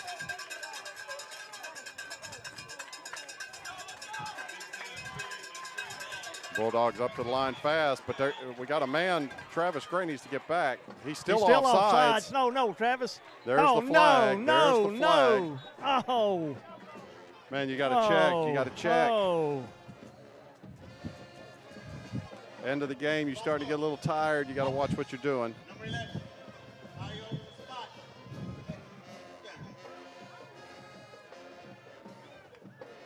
Backs them up 5 to the 41-yard line. 1st and 15, 2:32. All right, guys, let's go. Oh, they hit him in the backfield as soon as he got the ball. And that one is going to be for a loss. Loss of 4. Darius Tree goes through and just wraps him up.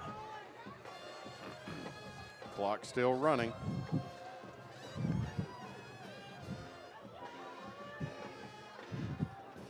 Got one-on-one coverage here at the bottom on Tigre. Tigre's coming up a little. 15. Trey Moss trying to break a tackle. He's going to get about 10 of it back. He tossed out to Moss, and there was open field. Picks up about. He got about 10. 10.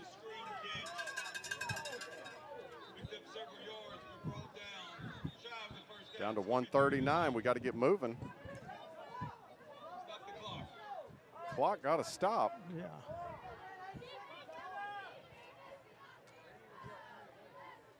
And Tigre was just kind of walking out here. This is your 2-minute warning, a new rule in high school football. It should be more like 150. They put 2 minutes on it. Now they put it at 2 minutes. Yeah, because you got to stop the clock. Reset the game clock to 140. Bobby, I am physically and mentally whooped. Yeah, this is a tough one. Seemingly crisp. And no, you can't sit down. Yeah. 140 is on the clock. If you do, the bug crawled up your britches legs. Brutal. 22-14. This is honestly, in 30-plus years of doing this, never had bugs on me before like this. Just that big light that's right up there. Cut that pole down, get the lights out of here, and we don't have any bugs. That's right. Bulldogs down to their last opportunities here. It's going to be 3rd and 8. Ball is at the 48-yard line. Trips to the right, Twins left.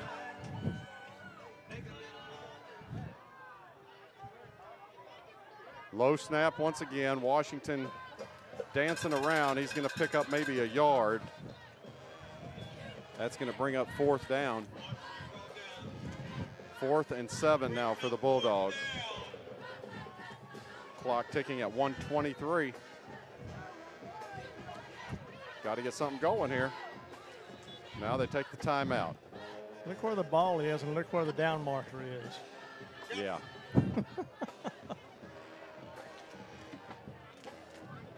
We'll take that. 1:18 on the clock. Bulldogs down by 8 after the backwards pass. It's do or die time. Come on, Dogs.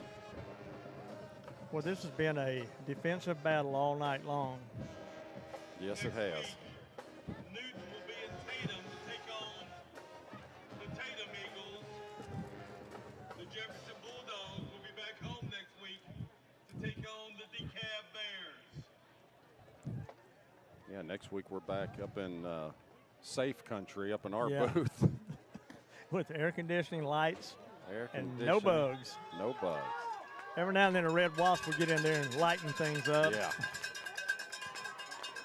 All right, here we go. This is it. 4th and 7 for the Bulldogs. 1:18.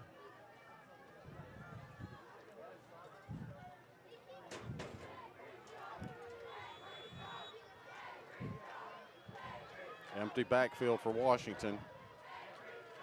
Good snap. Under pressure. He's going to go down.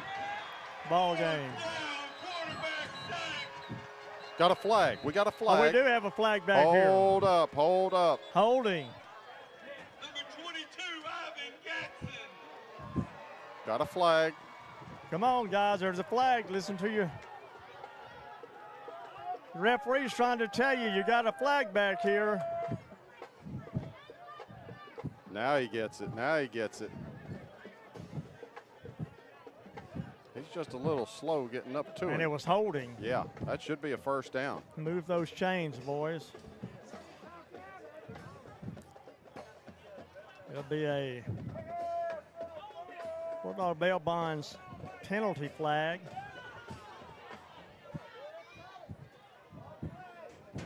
Here comes the call.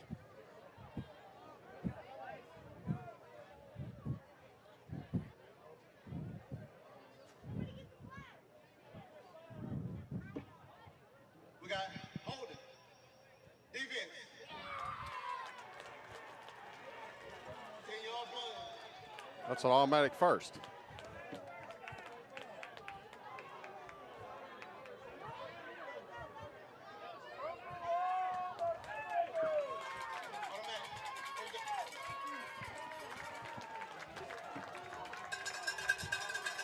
There you go. Now you're getting it right.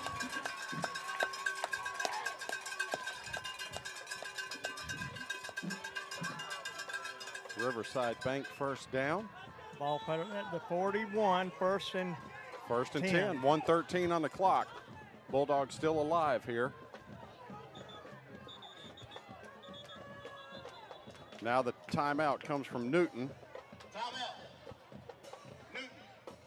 We just got to get something going on offense here.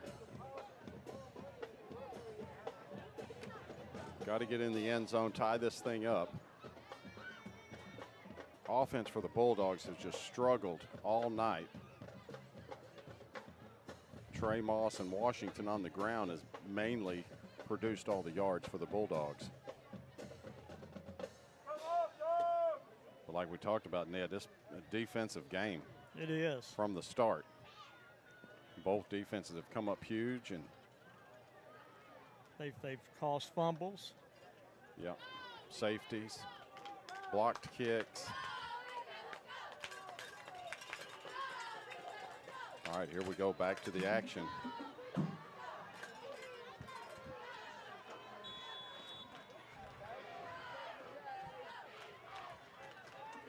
Washington keeps it himself around the left side. He's going to be close. He should have the first down, I believe. I believe so. He said he stepped out of bounds. Is there a flag? Oh, Oh, my God. holding on the offense.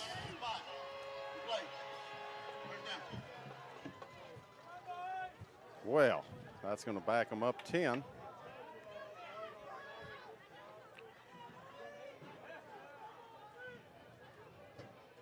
That'll be at midfield. First and 20 now for the Bulldogs. 1:06 remaining.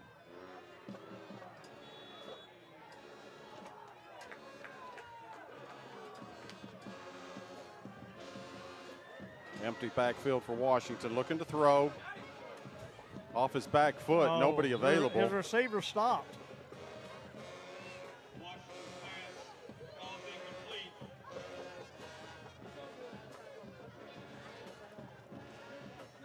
It was intended for Braylon Johnson, and he just stopped his route.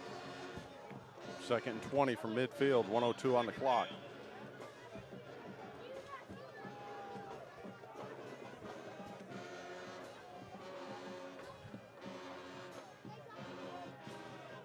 Let's see what they can come up with. Trey Moss is in the backfield with him.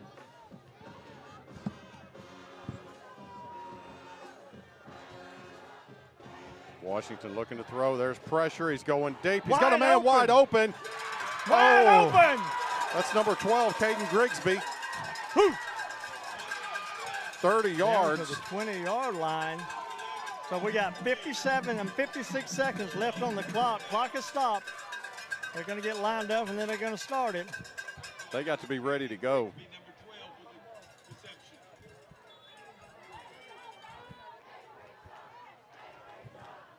Puts a man in motion. Hand off. It's a reverse. Oh, reverse. yeah. Wide open. Wide Tigray. Oh, no. Underthrown, Oh, no. intercepted. Underthrown, intercepted. Oh. Wow. That's ball game. What a game, Bobby. Greg, you got that replay? Here it comes. Here it comes. It took a little bit to materialize. Look at that, wide open. He came from his cornerback position on the other side of the field. And throw it to Tigray was 10 yards to the right side. 47 seconds on the clock, 22-14. Bulldogs only have one timeout left.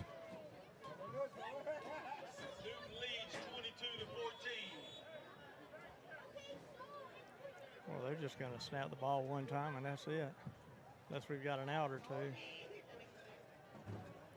That's one timeout's not going to help much. That play just took too long to materialize to get that ball back to Washington. Well, but Washington was here and the ball went over there. Yeah. It was like 10 yards separation. Yeah, that needed to happen a little sooner. That's going to do it, folks. It's 22-14, and they've got they're going to have to snap it. It looks like 26 on the. There's about 3-second difference. They just have to snap it one more time, and that's going to be ball game. Bulldog fans, join us next week. We're going to take it back to Jefferson. Homecoming, isn't it? I'm not sure. DeKalb Bears coming to town. Your final score, Newton Eagles 22, Jefferson 14. Folks, remember, I'm going to go over this one more time. It's going to be Sunday, September 14th at 4 p.m. at Riverport Barbecue. $10 plate lunch, Sloppy Joe chips and drink. All proceeds going to Avery Lawson Cancer Benefit. After that's going to be a cake auction. Ned's going to be helping Charlie out, try to raise some money. I'm telling you, some of these ladies that are on that list that we saw are going to be baking. Oh, yeah. Bring some money. It's going to be worth it. It'll be worth it. It sure will. Bulldog fans, that's it for us here in Newton, Texas. We're fixing to get in the truck and take it 2.5 hours north. 22-14, your final score. I'm Bobby Ling Bartels. Who are you? Ned Fratangelo. Ned Fratangelo. What's left of him. What's left of us. We'll see y'all next week. Thank you and good night.